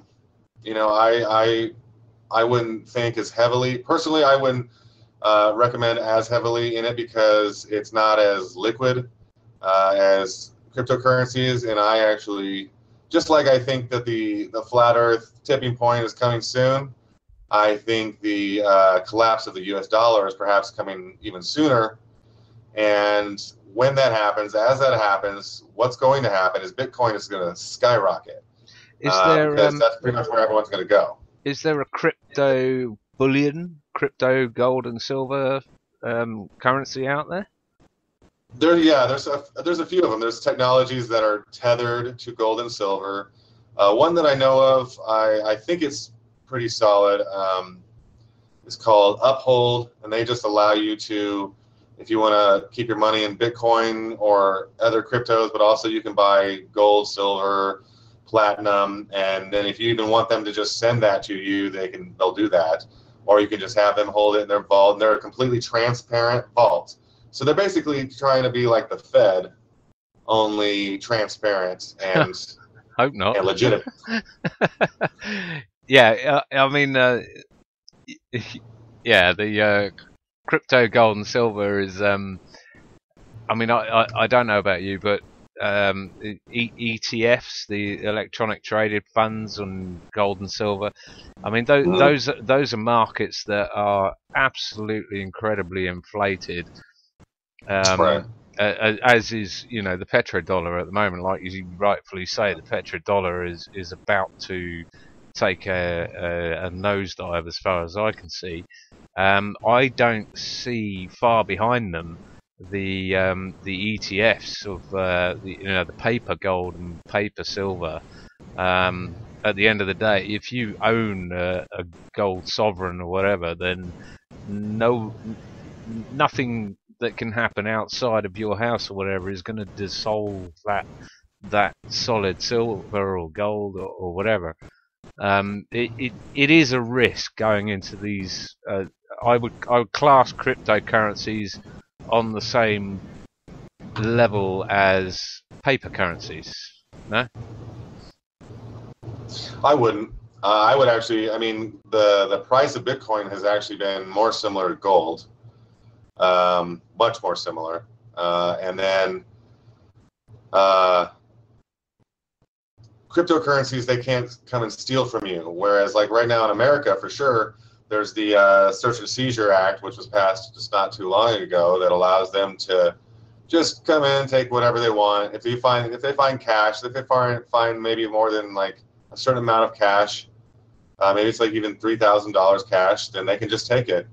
And you can go through the process to try to get it back, but you probably won't. There's been a lot of stories where they weren't able to get it back. They'll take your phone though too, yeah. Silver. That's even true of gold and silver right now. And so they can steal your gold and silver, but they cannot steal your Bitcoin. They, you know, they're trying to pass this regulation where if you leave the country, you're supposed to declare if you have more than $10,000 worth of cryptocurrencies. But it's a joke because they can't make you do that. There's no way they could know whether you have that or not. I mean, there's a few ways that if they were really trying to find it, you know, potentially they could find, but I mean, it's so unlikely. It's pretty ridiculous. And so, I mean, if it's carried on your phone though, all you got to do is walk through a millimeter wave scanner, and they've probably got the technology to completely strip your phone either way, isn't it? Just as they could find 10 sovereigns in your back pocket. Potentially, but then they would have to say, okay, how much do they actually have in their account? And how most of these work is you don't just have one account number. You actually create a new account number. Sort of, you don't really necessarily know about how this works, but you'll create a new account number like every transaction. So they can see how much was in your last transaction, but they can't necessarily see how much is in all of your accounts. Nice. And so, and that way it is very anonymous. And then there's other coins like Zcash and Monero that are based on anonymity to give you complete anonymity, so that now no one can see your transactions, how much money you have. And then there's ones that are working on like connecting that anonymity even to, because like I said, this is more than just currencies. And so being able to connect your anonymity with your identity, which is a really interesting concept, it's going to change everything. And it already is. It's just getting started, and this is a big part of Ironcoin, is basically the ability to connect your identity with this blockchain. So what can be done is your identity can verify that like you are who you say you are, but then the person verifying it has no idea who you are. So if you go to the airport, negate your anonymity, sort of. No, because they don't know who you are. They just know that you are who you say you are. Someone knows who you are. But not. I mean, but there's a central. The blockchain, the technology, the software can verify it, but no human being would be able to verify it or determine who you are. You know, it's like we get a blood prick taken from our heel when we're born. Okay, you could show anyone, you know, 100,000 blood pricks, and they wouldn't have a clue who any of those people are. But the UN sure knows. Right, but this is decentralized again, so it's there is no UN. There is no central authority that would have access or visibility into all of this information. It would be each person has their own vault. Within that vault is contained your blueprint, your blood DNA. And then I'll use an example. If you were to go to the airport to fly on a plane, you have to go through all the checkpoints and everything, and you're always verifying your identity. You have your driver's license out, and you're showing that to everyone. And now every single one of those people is seeing your identity. They can see your address, maybe your phone number, your social security number, if that's on there. But why do they need to know that, or even potentially see that, when all they need to know is that you have a ticket that is valid to go on this plane? And so this would be a way to do things like that, where now you go up, you have your QR code on your phone, or they have their QR code, or however it works. But basically, you have a ticket, it's valid, and it's associated with your account, which is your name and all that, but none of that your name is on it, and you just validate it. And what it's doing now is just checking to make sure that you have a valid ticket, not the person, but the software is going in and checking, and it's able to do it based on your sort of decryption, your secret key that you're giving, not to the person, but to your phone. So you're telling your phone, I want to confirm that I am this person, and then it doesn't. So basically, it's a way to be, now you are anonymous, but you're still verifying your identity. And that could be used all kinds of places, where there's things like, even these social networks, they all these require verification, email verification, and now they're doing two-factor authentication for a lot of these things. And well, now they have my phone number, now they have my email address, and why do I have to give you my email address just to join something? That seems like an invasion of privacy right there. And what if someone what if someone lost their phone, or their USB key, or their? It would sort of be in the cloud or in the blockchain, and you would still have some sort of password or a whole. Usually these work by having a whole series of words that you write down, and then you save those words, and these are your secret. This is your secret pass. That basically, if you ever lost your computer, if you ever lost access to your wallet, you would be able to get back in with these words. Now, you would want to put that in a safe place, and you could even memorize them. Sometimes it's just like 6 words or something.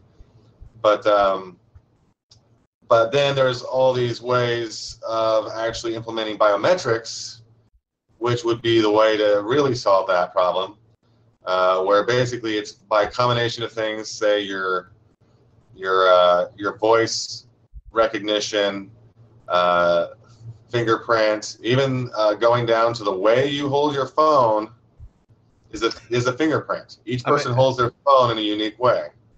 These are things that scare people. The biometrics, the face recognition, the iris software, the rectal exam, the phone, you name it. No rectal exam. Well, you never know these days, but those are the things that I would say scare people. You're right. Not so much scare people, but make people wary. I endeavour to be anonymous, so no one knows who I am. I don't want anyone to know. I don't have a bank account. I don't have a phone number. I only use cash. This, that, and the other. And it's a personal sort of way of life. I have had bank accounts, phones, and all the rest of it before, but it's a sort of experiment that I'm trying to see if you can survive without being able to give these biometrics away. These, whether you can travel without a passport, etc. To me, it just seems like another layer of, like you say, you could be anonymous, but then at some point you can't be anonymous. It's the same as YouTube. You can go on there and you can search through YouTube or a forum or something, but at some point, if you want to contribute, then you have to verify and register and give over your thumbprint and your eye scan and all the rest of it. I don't know. I think it's an age-old problem of being able to conduct commerce without being tracked, and I'm not entirely sure that Bitcoin is the answer at the moment, but it's certainly a way forward, without a doubt. It's another option, so that's a great idea too. But it's these little niggles that people have who don't want to at some point give over any identification. I don't see why I have to.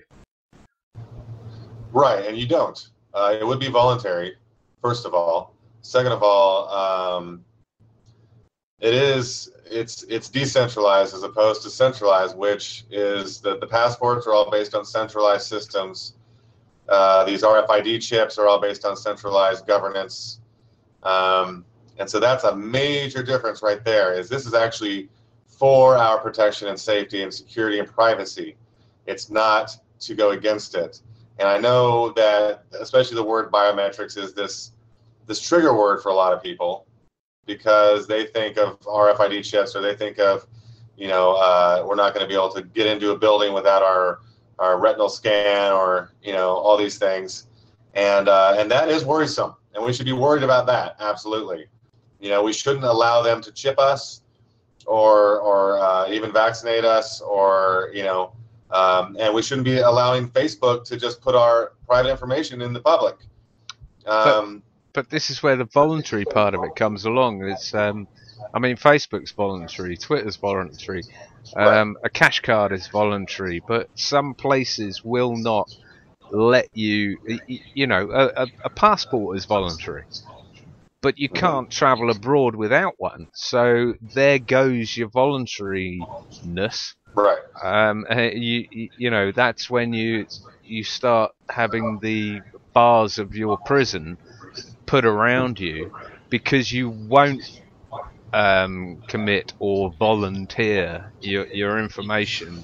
You know, that's that's been the age-old problem, as I can see it. Yeah. Yeah, and you're right. And so this is, you know, a solution to that problem. I know it sounds confusing at first, and it is kind of a somewhat challenging concept. But the basic idea is that what we can do here with the blockchain and with these technologies is ensure our privacy.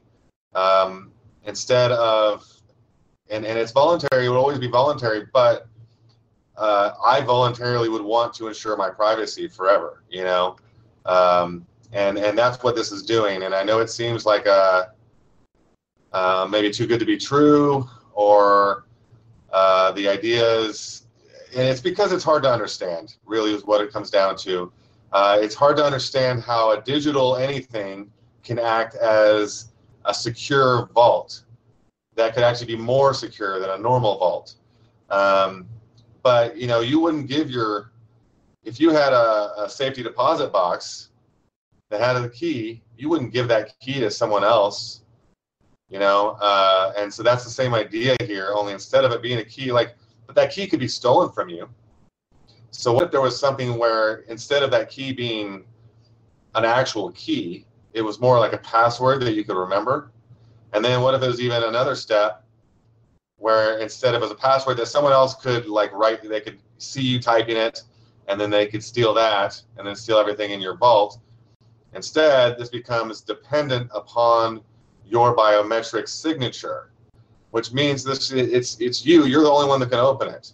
We're not chipping you. We're not, you know, surveying you. It's the opposite. We're giving you complete privacy by saying, here's your life, your living fingerprint, and this is what can open this vault. And this is the only thing that can open this vault, unless perhaps you give someone else permission to. So in case, you know, you don't have any fingers anymore, you can still open the vault. But well, there's my point, and I'll just say this, and then I'll shut up and let Adam pop in and Rob. When it becomes your biometrics, then it becomes your body parts that are the key to opening your vault. So if it is a retina scan, then someone's going to come along and try to take your eyeballs, and you know, it's your thumbprint that does it. Okay, then someone's going to lob your thumb off if those are your biometrics. But yeah, I think it goes on. I agree with you. It needs progressing, but yeah, it also needs thrashing. You're right. And if you use voice analysis, they can't just cut out your vocal cords and use them to duplicate your voice. If it was, this is my favorite one, is how you hold your phone. The accelerometer in a smartphone nowadays is so sensitive that it detects the difference between one person holding their phone and another person holding their phone. That actually acts as a fingerprint, and it's repeatable, it's measurable, it's been developed in that way to that accuracy where it could be used as a password that you could not. I mean, how would you'd have to hold someone at gunpoint while they hold their phone. It's the only way to really break into that vault. And there's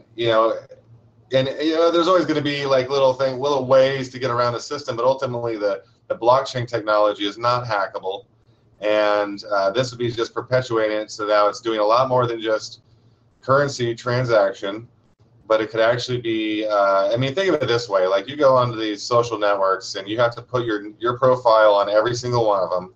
If you do an update over here on Facebook, you have to do the same thing on Twitter, then I'm controlling it from one place. So instead of just inadvertently leaking all my private information, which happens all the time, we're able to secure some of that and have an actual system that's in place to protect us and keep our information private.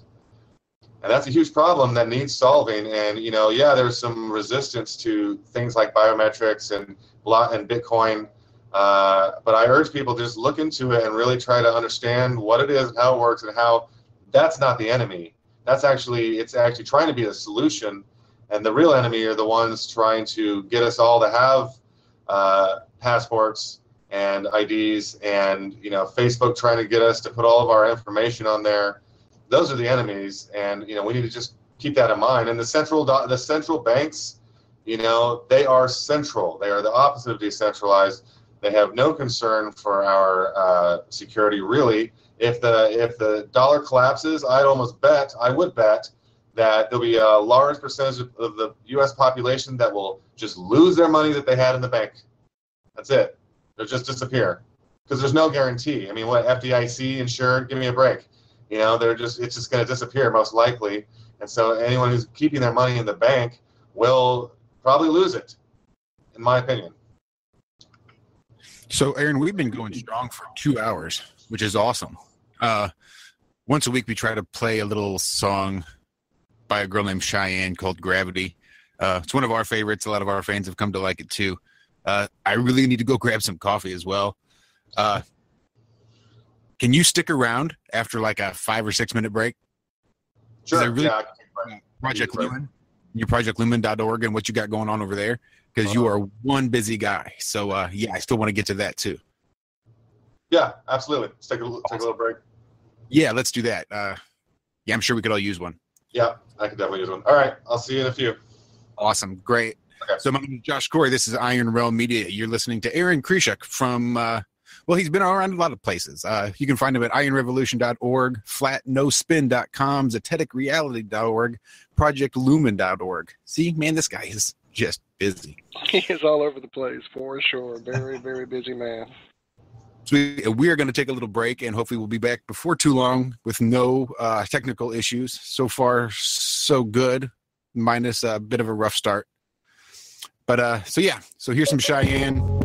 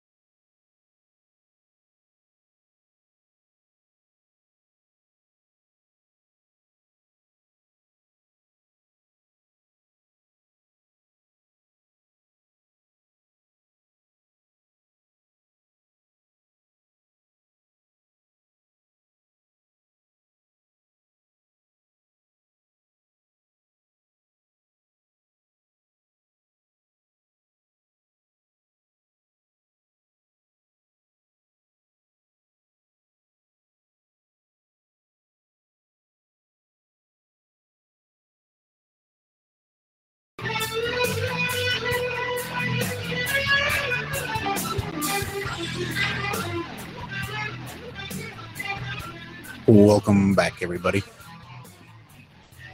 Josh Corey with IronRealmMedia. You can find us at IronRealmMedia.com. On Facebook, you can find us at Flat and Free on the Iron Realm. We're on Twitter, Iron Realm YouTube also. What a great show so far. Aaron's been awesome guest. So much interesting information. But we usually do pretty good with our guests. Or at least we can drag some interesting stuff out of them. John's always good at asking those hard-hitting questions. So Rob can be found at all sorts of places, because I said Rob, I meant Aaron. I think I've said that twice since I've came back from break. Aaron is a real busy guy and can be found all sorts of places. Specifically, in regards to his cryptocurrencies, you can find him over at ironrevolution.org. You can check out some of his flat earth interviews over at flatnospin.com. I got to tell you, I didn't really get a chance to check out zeteticreality.org yet, so shame on me, but there you go. I'm just a goof.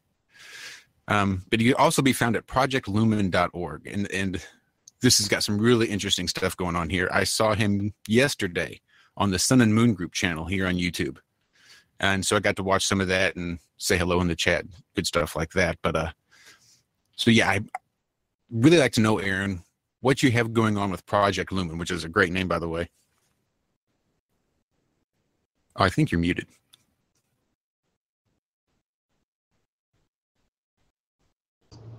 I think that's it. Here I am. Okay. Thank you. Yeah, Project Lumen is actually, it was the name I came up with probably, I don't know, 10 years ago, as kind of my overall initiative to project light into the world. It had been, I'd been kind of using it as my front was a web shop, you know, so that's what I've been, the last number of years I've been building websites through that, just trying to drum up business through it. But now I've just recently pivoted back to my original intention, which is to create an organized group, an organized system of implementing projects that are based on the light. So they're based on being in alignment with the light and manifesting that into the world. And so because I've done so much with projects in general, in terms of I've done a number of startups and worked with a number of different just applications and technology projects, you know, I'm very versed in project management and how to get things done. And so the overall vision of Project Lumen is to create a singular address, place for us all to come together and work together on these common projects, these initiatives of changing the world for the better, challenging some of these power structures, and bringing in alternative solutions that will ultimately they'll just replace the current power structures. So rather than, you know, it's somewhat activism, but it's not really that active in that way because we're not trying to go against the system. We're just trying to shine the light on it, and also we're shining the light on the solutions because the solutions are here right now. You know, this is why I'm talking about blockchain technologies, because that's one of the solutions. But we have energy technologies, we have transportation technologies, we have communication technologies that are available to us right now, but it's because of these power structures that most people aren't even aware that they're available, and there's been a lot of repression of these technologies so that people aren't aware of them. And so that's, you know, that's kind of the double-edged sword of what we're doing here is we're We're exposing the truth as well as presenting solutions. And from that, I would say that Iron Coin and Iron Revolution is a part of Project Lumen. I'd say that Zetetic Reality is a part of Project Lumen, and it's going to have a lot more initiatives. You know, we'll have a specific initiative that is basically going up against NASA, where we're forming a case of all the evidence that incriminates NASA. And this private organization, you know, it's not a federal organization, it's a private organization that has been committing crimes and needs to be tried as such. In our modern current society, you know, regardless of whether the earth is flat or regardless of even whether they're lying about things, we have so much evidence that incriminates them. I mean, they're violating the Geneva Convention. They're violating, you know, our basic human rights by not even by keeping secrets from us. You know, that's not right. And so, therefore, my vision is that Project Lumen can act as a vehicle that will go up against these forces. And we can all get on this single boat, as opposed to being spread out all over the place where our energy is dispersed. We can focus our energy on one movement, one group, one collective that really is going to be immensely more powerful because of that collective. And it will be applying and developing all these ideas. So let me just break down the basic idea of like what I see a project is. A project in through this lens of Project Lumen is it's an initiative that has an initial vision. We have goals and we have steps, tasks that would all add up to help us fulfill these goals and these visions. And it's the recognition that we'll never attain perfection. And because we have that recognition, we will remain humble. And the ego will not get control of this system, because it's written into the bylaws of Project Lumen that all ideas, even the bylaws themselves, will be adaptable based on the changing times, based on our own growth and understanding, and our own discussions. And yesterday on the Sun and Moon group, I was applying this to more of the model of what is our cosmological model, you know, and that's been a debate within the Flat Earth community. And it shouldn't be a debate. It should be a discussion. And this is a way to do that. So now, instead of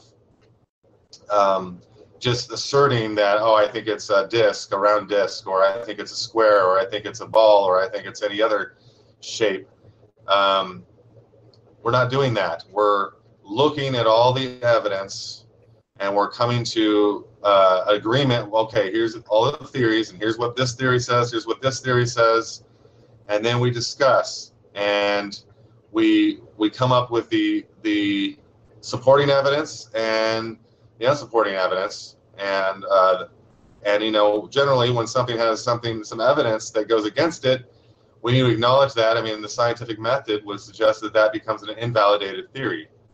And so applying that principle to a lot more projects would allow us to kind of have an objectivity, an honesty, a self-honesty with what we're finding, and it would really enable us, I think, to progress much quicker as a society together, technologically. We will find that peace. I mean, because we all know that war is ludicrous. It doesn't make any sense, and we're advanced enough as a society that we don't need war, and that's been the case for a while.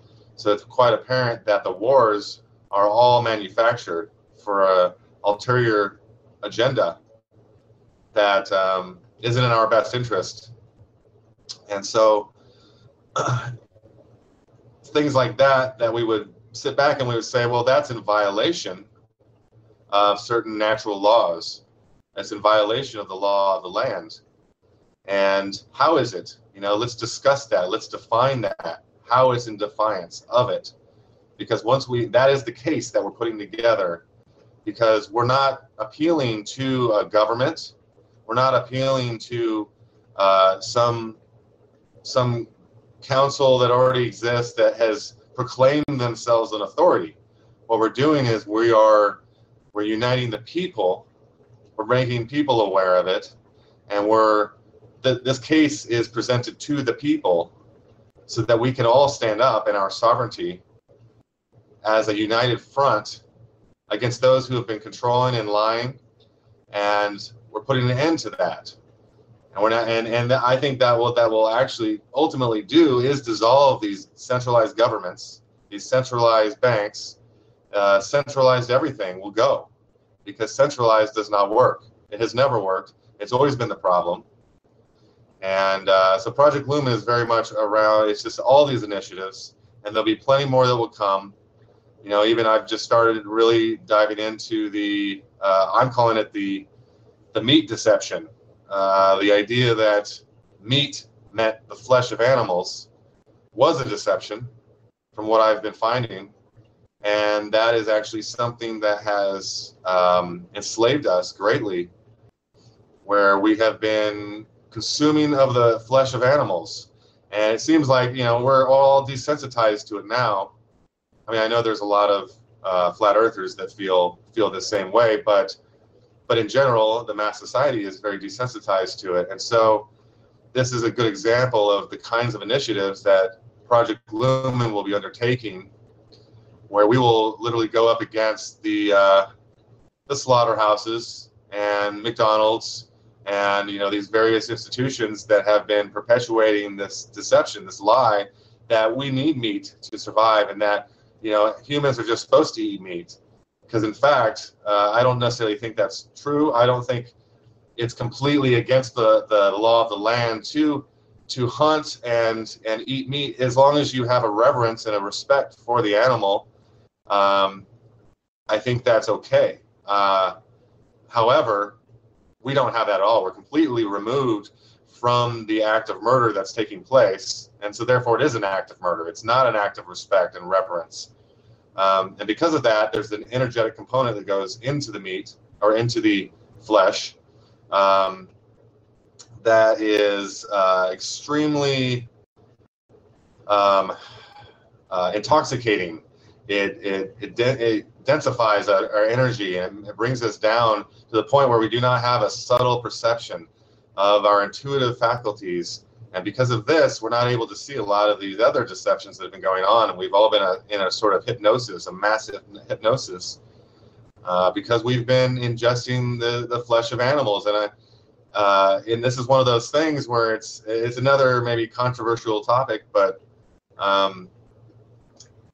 it's one of those things where, like, for example, the animals can't speak up for themselves.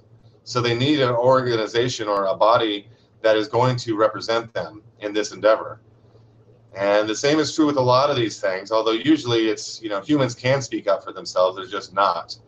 But I think Aaron, do you plan this to be more of an advocacy type situation, or do you actually have like lawyers lined up to like hit this with the full legal system? I mean, what is the attack, if you will, I guess? That's a great question. I don't really have any lawyers on board right now. I definitely intend to, and I want to make some of it a legal initiative, but I would say it's more of a movement. I'm not trying to just push opinions or something. I'm not trying to be an activist. I am really, what I'm working towards is uniting people to realize that we have the power. Like, we are the ones with the power. The collective has the power, not these centralized banksters or politicians. we are absolutely the ones with the power because we are. This is our world. We are, this is like from a divine perspective.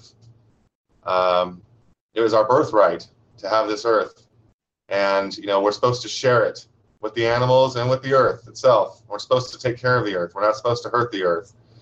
Aaron, Yes. I agree. We have the power.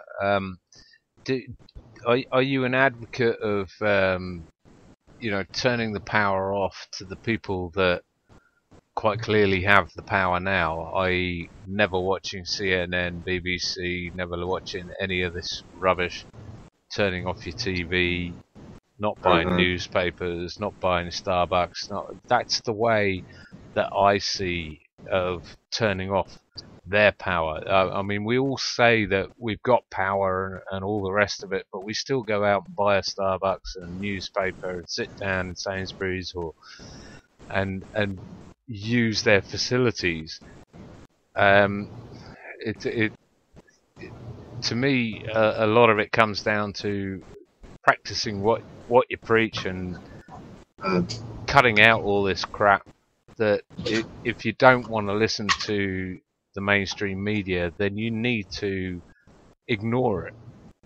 Don't mention it, don't reference it, don't look at it, don't read it, don't do anything with it, and it will die. The only reason it's ever alive, including Schweppes, Pepsi's, Walmart's, all the rest of it, is because we give it energy. What do you feel about that? There's a lot of people out there, John. There's a lot of people out there, John, that aren't watching the news anymore. A lot of people that I speak to these days don't watch the news. All the older generation do, and I'm talking above 50, 60, that sort of generation. They all watch the news, and it's religiously watch the news, and they want to know and they believe. But people around our age, John, and younger, they quite regularly say to me, "Yeah, I don't watch the news." So I think times are changing. That's where it starts, absolutely. And I disagree with the old people not doing it because most of my mates are 20 years older than me, and they're along the same sort of lines. So I don't think it's a generational thing. I think it's a slap in the face with a wet kipper thing. That actually wakes you up and says, this is horseshit. I can't go along with this anymore, no matter what age you are. But yeah, I mean, you're right. A lot of people are giving up TV, but then again, a lot of people are saying they're giving up TV, but they're still. I watch TV, but I watch fictional. I watch fictional shows that I know are fictional. Everything's fictional. I don't watch on TV. shows. Yeah. I don't watch shows that claim to be non-fiction, as in the news or a lot of documentaries out there. I don't watch them if they claim it because more than likely they are bullshit. They're claiming to be real, but they are bullshit. Yeah, agreed.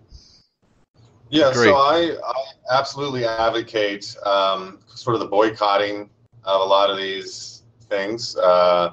I haven't watched the news for over 20 years. I just decided to stop watching cable when I was like 17, and that was probably the best decision I ever made. I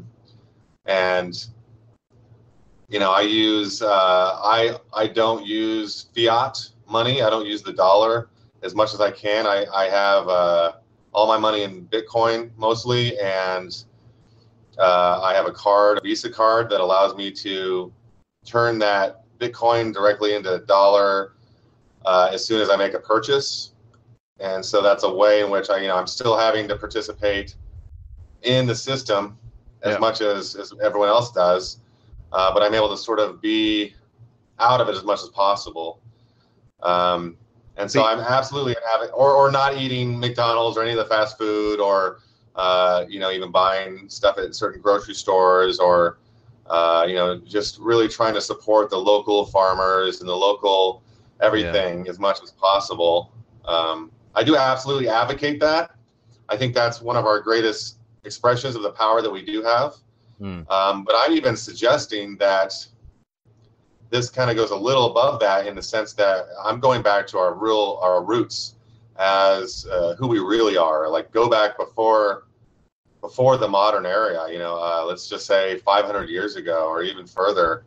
I mean, who knows our real history, right? But I very much intuitively believe that there was a time where we were very connected to nature, and we weren't dependent upon the city or that kind of construct, but we were completely self-reliant, and we had a relationship with nature that allowed us to kind of live a harmonious lifestyle where we respected nature, nature respected us. We could read nature, listen to nature. Plants speak if you can hear them. They don't talk English, but they do speak to us, and that's how since time immemorial they've been able to figure out the antidotes to poisons. It wasn't through just trial and error. It was through the plants telling them, I am your antidote. Yeah, I agree. On that front, do you think there's more land? I think it's highly possible. More land. Reason I say is because I see the American frontier, the way that we were taught, the American frontier 200 years ago, these people that were conquering, uncharted lands and, living by their wits and, true explorer heroes. I love to think that there are lands beyond what we're shown in the map behind you. That we could possibly explore. I'd love to hear your thoughts on that one. Well, I've done a lot of research into the maps, the idea of what is our correct map, and as well as the model. I've been doing just a tremendous amount of research, as well as just introspection and intuitive exploration into this. My honest theory is that it's enclosed, that this is a realm that, and there might be more land beyond, or Antarctica, might be the land itself. That's probably my strongest, just from the evidence that I've seen. There's definitely a lot of land that is not just ice covered in Antarctica, which indicates that there is more land. But at the same time, I believe, I'll tell you what I believe, is that you can't go there. I believe that this realm works in a way that it's a construct of our own consciousness, and so therefore we created our own little place to hang out, to be, and this is it. And it's almost like it's a little, maybe a little not unromantic, but it's just like you try to go, maybe even you try to go up north and you can't get there. You try to go all the way south and you can't get there. There's certain edges that almost because of the nature of how it all works, you just can't get there in a physical body. It certainly seems as though that's what we're told, though, isn't it? I mean, I'm reading the escapades of what's his name, Captain Hubert George Wilkins or whatever his name, Australian Antarctic explorer, and yeah, that certainly seems what we're told. You can't go north, you can't go south. But how many of us have actually tried? Yeah. We're literally relying on what we're being told at this point. I can't wait. As balmy as some of the expeditions I think are at the moment that are talking about going to the North Pole and going to the South Pole and all the rest of it, I can't help thinking that they are the people that are on the right course, because until you get there, until you've gone there, You don't know. None of us know. Right. Yeah. And there's a lot of accounts of people going to the North Pole and seeing, Mount Meru or the 4 rivers flowing from the central mountain, or, these different things that there's accounts to that. There's a lot of maps that have that. So there's reason to assume that maybe there is something there. But what is that? Yeah, I would be really interested to see. I actually have a couple friends who are planning on going on the North Pole expedition. Honestly, I think we'll know a lot more by that time anyway, because they're talking about 2018, and I don't think we have that long before some information really starts leaking. But I'll also say that I've been working with astral projection for a lot of my life, and I've explored it. And this is where my beliefs come from, is from those experiences. Now, I can't say that I saw it like in absolute clarity, like you would take a photo. But when I've tried to go to the barriers with my astral body, I've always met a resistance, even in the astral plane or so. Right. And I haven't even been able to get high enough to look down, because I can't get high enough, which is interesting. Which would make sense as to why Google, perhaps, they're using the Google Loon blimps to just take high-def video of the Earth below, but they probably have to just sweep, they're zigzagging all over, or maybe whatever pattern they're using, but they're just, it's kind of like how they did Google Maps, where they had the cars with the cameras, and they actually have to have people that drive around every single place, because and eventually they kind of can map all that together, composite it all together, and show you from, here's what it would look like street view from any location. Well, they obviously didn't do that with some omnidirectional, all-knowing camera. They had people driving around, taking it inch by inch. So, and I think that's what being that you're coming from a sort of gaming standpoint or game design standpoint, is that, no, that's probably not right, is it?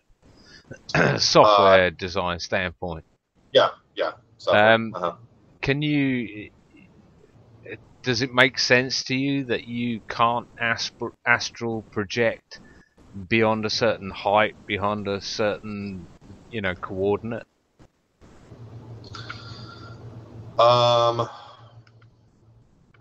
makes sense. Yeah, I understand. I'm thinking about that. I've certainly never been asked that. It's an interesting question. I mean, I don't know that it really affects, like, I guess I don't think about it I don't think this is a simulation, like the whole simulation theory. Right, okay, that's sort of what I was getting at, yeah. Yeah, no, I'm not, I actually think that's a whole nother deception. I'm quite sure of it, actually. And I guess who's been like pushing it the hardest was our old friend Elon Musk. But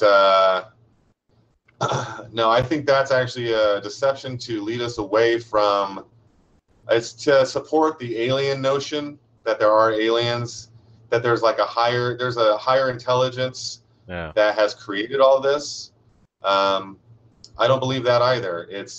I believe we are the ones that created this. So in that sense, then, what do you think the limitations of your astral projection are? Then, I mean, is it a limitation of the mind? I mean, it can't be a limitation of, reality or our known reality. If you're sort of stopped going high enough and stopped going, you can't go beyond the North Pole or the South Pole or something along. I'm just wondering is that what you think? There's some sort of limitation, mind limitation to astral projection. The reason I ask is that, if astral projection was a thing, then there would have been hundreds of people, thousands maybe, saying, look, dude, it's not it's not a fucking ball. Yeah. It's flat, you know, and it's the same with astrology, and all the just saying, look, this doesn't work. We're not on a bleeding ball. It's flat. We're stationary. Everything's moving around us. I mean, well, it is called the astral plane, John. So maybe there is a clue there. I'm an astral traveler myself, Aaron. So yeah, I've never thought about exploring that area. Interesting, very interesting. Well, yeah. Well, I mean, what do you think? Well, I mean, how do you mean it's the astral plane? Astral meaning? I mean, I never have been up and saw a big ball floating below me, for damn sure. So it's always been a flat area, if you will, if it's ever even a real area. Interesting. I mean, it just depends on the experience, man. I've been flying across fields. I've been in areas that were not even physical reality. I've been, you know. Yeah. I don't know. It's hard to explain these things in words sometimes. It fascinates me because I'm not capable of doing it. Frequency, maybe, you know? Frequency, perhaps, is what the issue is. We're at this frequency to be in this reality, to coalesce, if you will, into this physical form, and that rides back up that link to our true astral self, perhaps, and so it keeps us contained here, maybe. I don't know, tied here. I don't know. Interesting. It's like when you're in your body and you're in a room, you know, you can't just walk through the wall. The wall is a barrier. And, of course, we know that wall had a maker, right? Someone created that wall and all these walls. So you can see all these walls behind me. But really, did someone create these? Like, I never saw anyone create these walls. And actually, now that I'm thinking about it, I'm in my room, and I'm looking at my screen, and I know I'm talking to you guys, but I don't know that you exist. I don't know there's anything outside of my room. I know that as soon as I open the door, it looks like there is, and it seems like there is.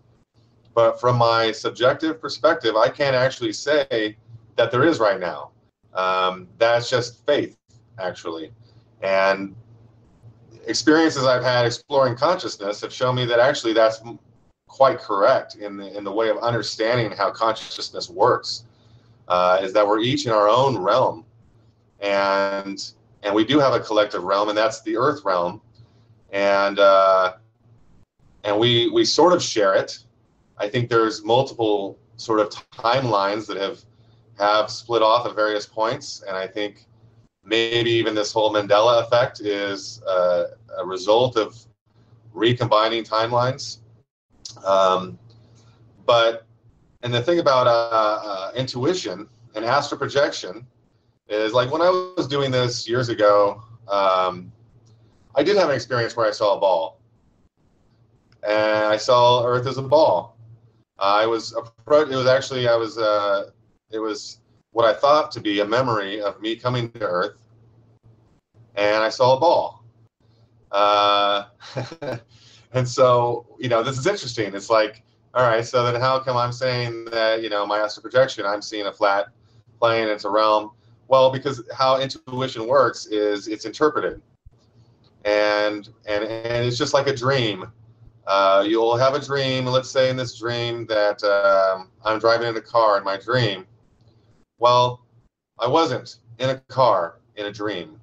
What happened was I was having an experience that was an energetic experience that probably related to me moving around within mind, let's just say. And when I woke up, what happened was my brain interpreted it. It interpreted that, because it can't understand the actual energetic phenomena that happened. It can't put it in any context related to my physical reality. So what it does is it interprets that energy, and this is why dream interpretation is actually is a thing, and it's effective and it's powerful, because what we're doing is we're kind of reverse engineering the symbols of what we interpreted as the symbols into what that means energetically. And so car actually would represent a body. And so let's say I get into an accident in my dream. Well, that's probably showing I had health issues that day. Or maybe I'm about to have some health issues with my physical body, because that's the symbol that a car can represent. And so there's this fine line of what is intuition and what is imagination. And that fine line is so fine that most people get it wrong, and they think that their imagination, their intuition is always, it's always like flawless. Like whatever they see in their mind's eye is their intuitive faculty. But in reality, it's more of a subtle, energetic message that then they're going to use their conscious mind to interpret. Yeah. And so if you already have a preconceived notion that the Earth is a ball, then that's what you might very well see. Yeah, I agree. I think it's an interpretation. I mean, all these things are an interpretation. This is why I have such a problem with people speaking in absolutes. You know, this is how it is. This is how it was. I know this because I astral projected, or I was told by spirits, or the Bible told me, or whatever it is the speaking in absolutes is so, it's so, it renders it valueless to me, because we can all speak in absolutes, and we can all put it down to experiences that we have perceived or felt, but at the end of the day, it is still an interpretation of our brain of what we're being told. Right. And so then what I've been doing in recent years is being sort of excruciatingly honest with myself about my interpretation, and I've actually gotten much better at sort of discerning what's the difference between my intuition and my imagination. Yes, and me. Yeah. And I'm, of course, not perfect, and I will never be perfect at that. So it's like everything is with a grain of salt. But I have repeatedly tried to go up and see what I see when I look down. I've tried to go to the north and the south, and I do actually think that it's a square body. The Earth's body is a square shape. I think the stars and everything in the sky moves in a circular motion, and I think that there is a barrier around the whole thing. There's nothing beyond the barrier, because this is where the things are, and that's just, of course, could be wrong, and this is from my honest self-exploration and my honest interpretation. And again, it's not flawless, and it's still my interpretation. Yeah, I mean, at the moment, I'm sort of dreaming on a flat stationary plane. But I probably wasn't before. So yeah, it makes it all that sort of more important that it is. It's the interpretation of where you are at that specific moment in time, in your belief and understanding of what is going on around you in your cosmos and all the rest of it. But it's still fascinating either way. It really is. Oh yeah, and I do believe that we can come up with a more physical model for it all. It might not be that easy, but I think it is basically. Well, there's definitely a multi-dimensional component to it. I have to say that. And I think that's part of what trips us up a lot of times. Like, I think when we're looking up into the sky, what we're actually doing is we're peering into another dimension. And that's why it's been hard to understand the model and the sun locations and how high the sun is, and how it all works. I do really think that this reality is a multidimensional reality, and that's one of the truths that I've come to, that I would say is an absolute, but I wouldn't, expect anyone else to believe that on my word alone. But how would you go about proving that, though? I mean, I can understand what you're sort of saying, but the most I can say is that we're looking through a different density of atmosphere, or we're looking through, the layer of a bubble or something along those lines. But to bring in multi-dimensions is a real step too far for me without being able to say, yep, I can show you why. Right. Yeah, it is a tough one. I don't know that I'll ever be able to prove it. I mean, according to quantum theory nowadays, there's 13 dimensions, I think. But who knows there? But I would say that not one of them that we can actually put our finger on, demonstrate, test, observe, or anything along those lines. So, right. Yeah. There's observably, at least, time seems to be a dimension. And I would say that gravity is actually related to this in that, well, I'll just share with you my latest. I'm always trying to work out these theories of how things could be working, you know, because I'm not a huge fan of the up is up and down is down explanation. I'm also not a big fan of the density and buoyancy alone explanation because I've noticed that I mean, there is a measurable force, and it is up and down. It's not sideways, front and back, and so therefore there's an arrow to this force. Yeah, the density plays a role, so does mass, but not the role that Newton's thought. And so my understanding as of late has been more that gravity is sort of a result of the multidimensional nature of this reality, in that everything has a tendency to want to return to the source of creation. And most things that are on the earth, or all things that are on the earth, came from the earth. And so therefore everything wants to return to the earth. And this is something that's happening through time. So it's like our tendency is through time to return to source.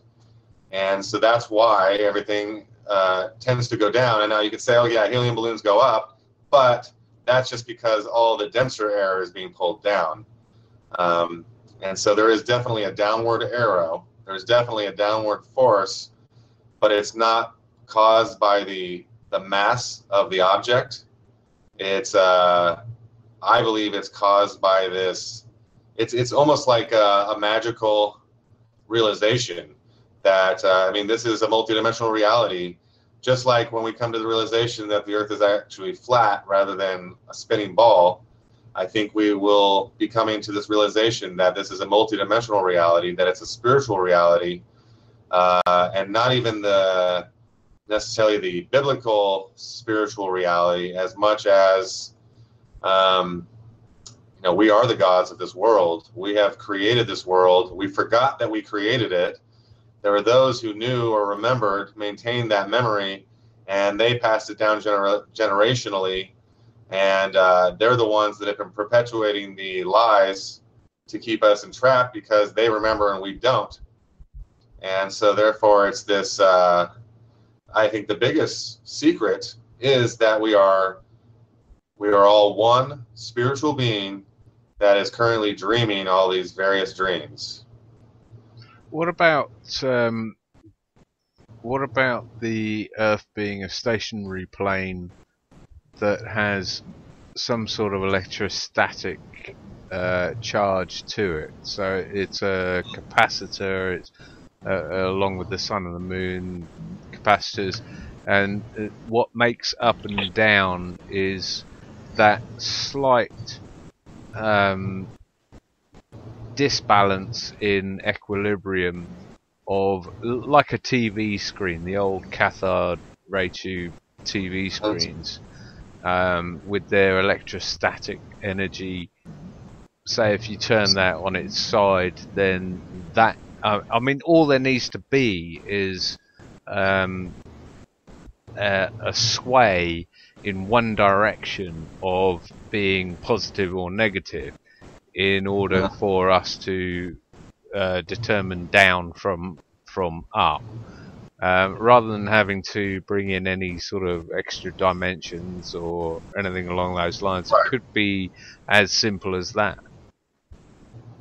Yeah, and I actually really agree with that. I think it is I would call it a dielectric force.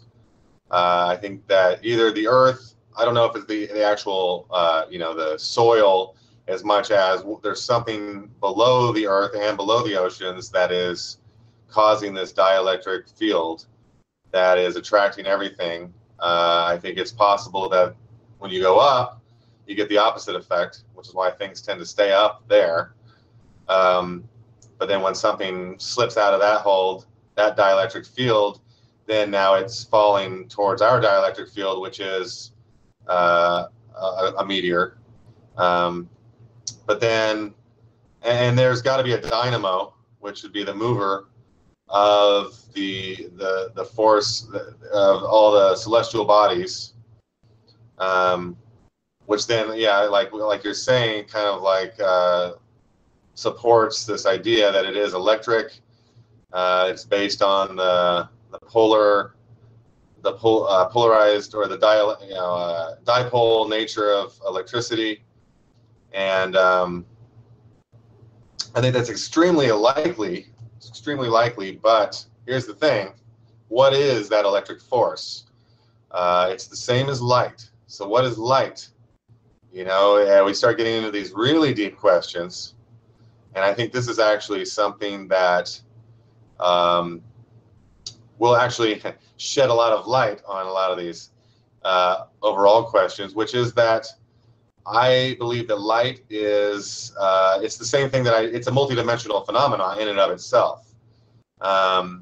And physicists will actually concur on that, let's say, as the transverse waves.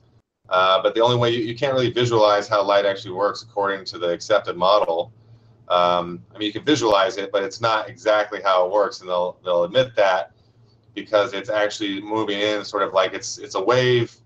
It's not like a ripple on a pond as much as it's multiple waves all happening within each other, more like a holographic effect. And so I would kind of, going back to what I was originally saying about how gravity works, I think it's all vibration at different scales. So light is very high vibrating energy. Sound is a slower vibrating energy. And then matter is even slower vibrating energy. And then gravity is even slower vibrating energy. And so we have these different scales because that's how harmonics works. That's how resonance works.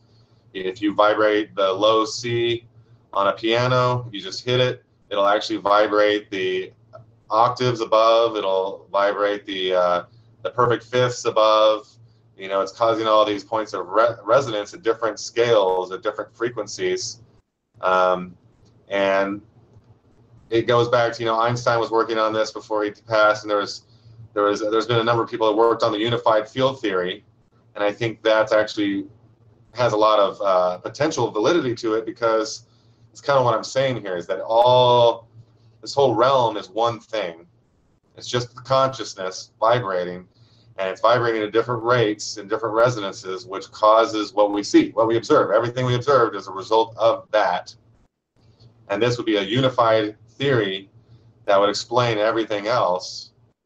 Because really scrutinizing my physics textbook over the years, I've come to see that there's a lot of assumptions that are made that almost seem they were there to divert us from certain truths.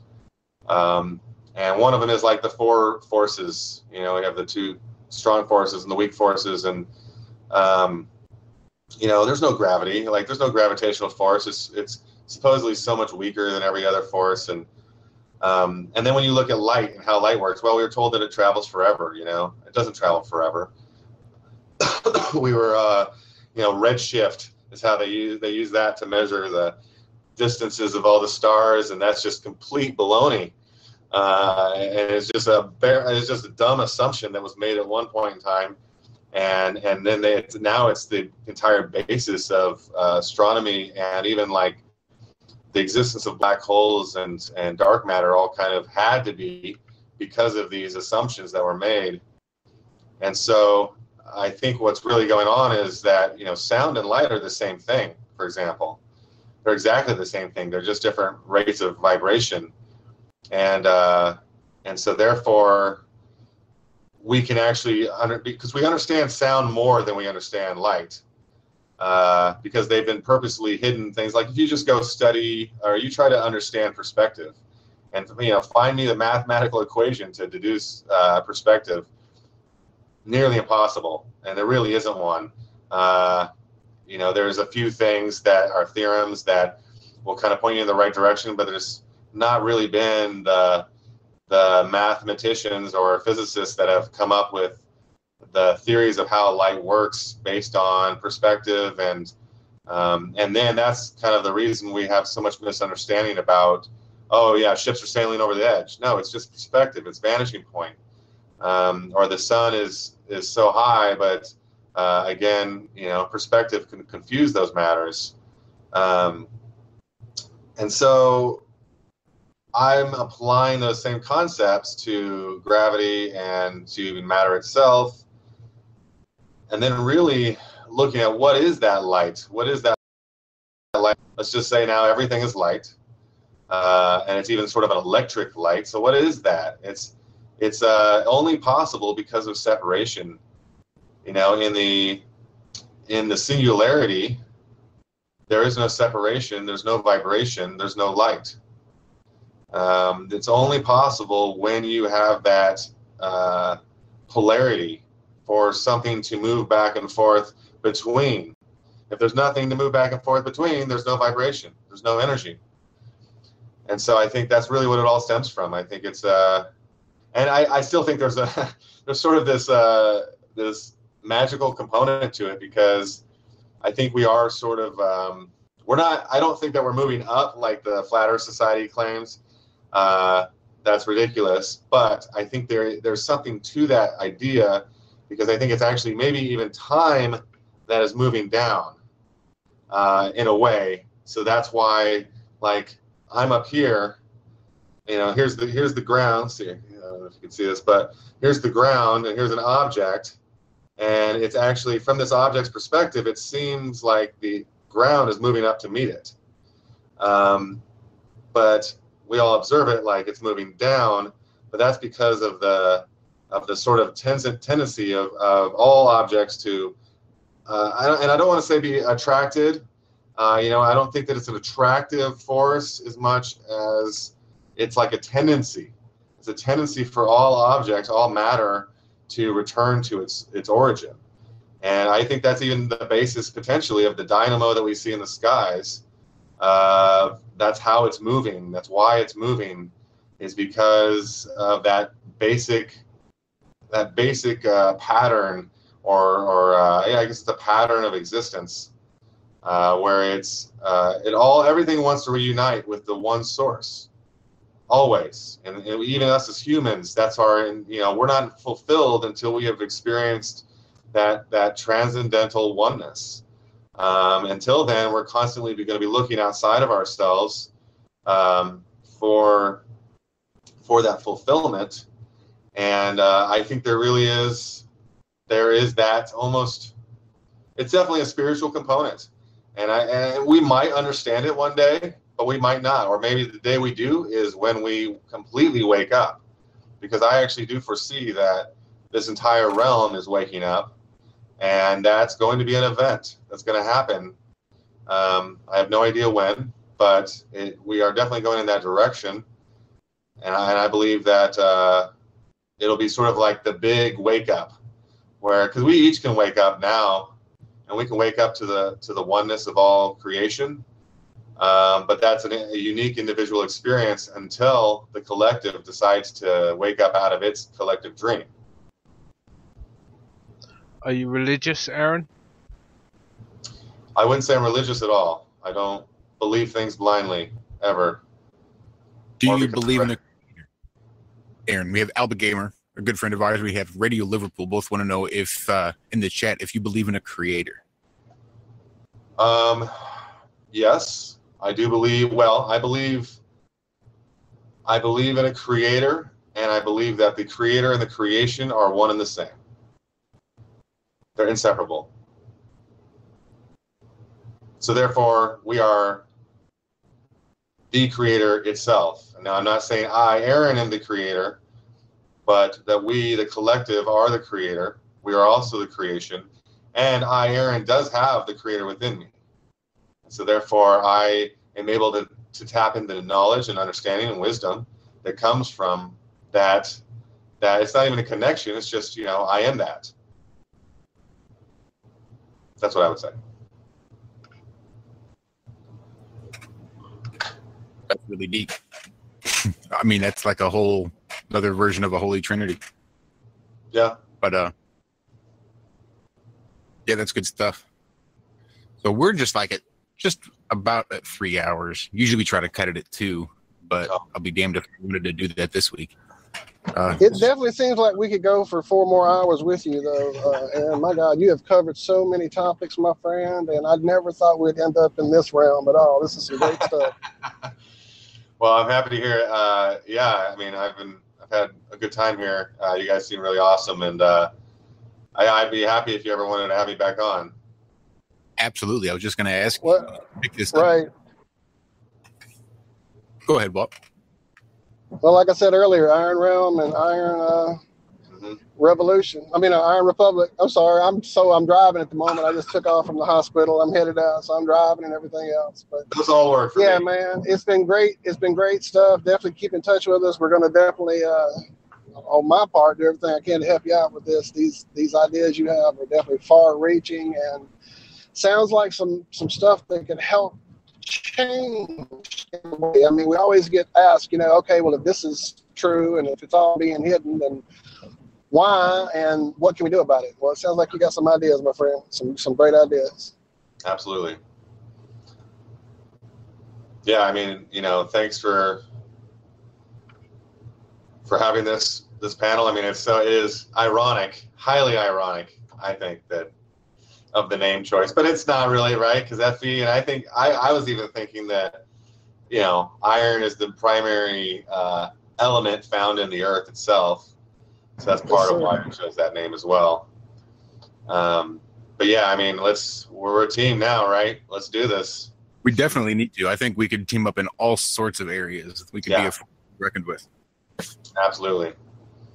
Well, thank you so much. You want to go ahead and plug your stuff? That way I don't muck it up too bad. Okay. You do, it's your fault?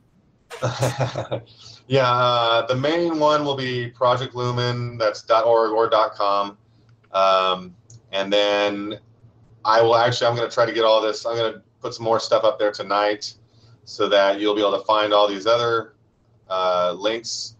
And I'm also going to put a video to instruct people on how to receive their free Flat Earth coin. And so that's just Project Lumen, LUMEN.org. And then the other ones, zeteticreality.org,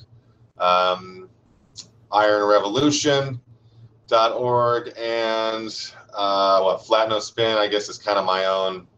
Currently, it's my own promotional site, but it's going to be. I'm actually hoping that Flat No Spin will be more of a news station that has no spin on the truth. Very Bill O'Reilly of you. Yes. I love it. Well, awesome. That's great stuff. Thank you so much for popping in with us this Friday. Yeah, we can't wait to have you back to pick this conversation up and go for another 3 hours. Absolutely. Well, thank you. Thanks, Aaron. Cheers, guys. Nice to chat, Aaron. Take care, mate.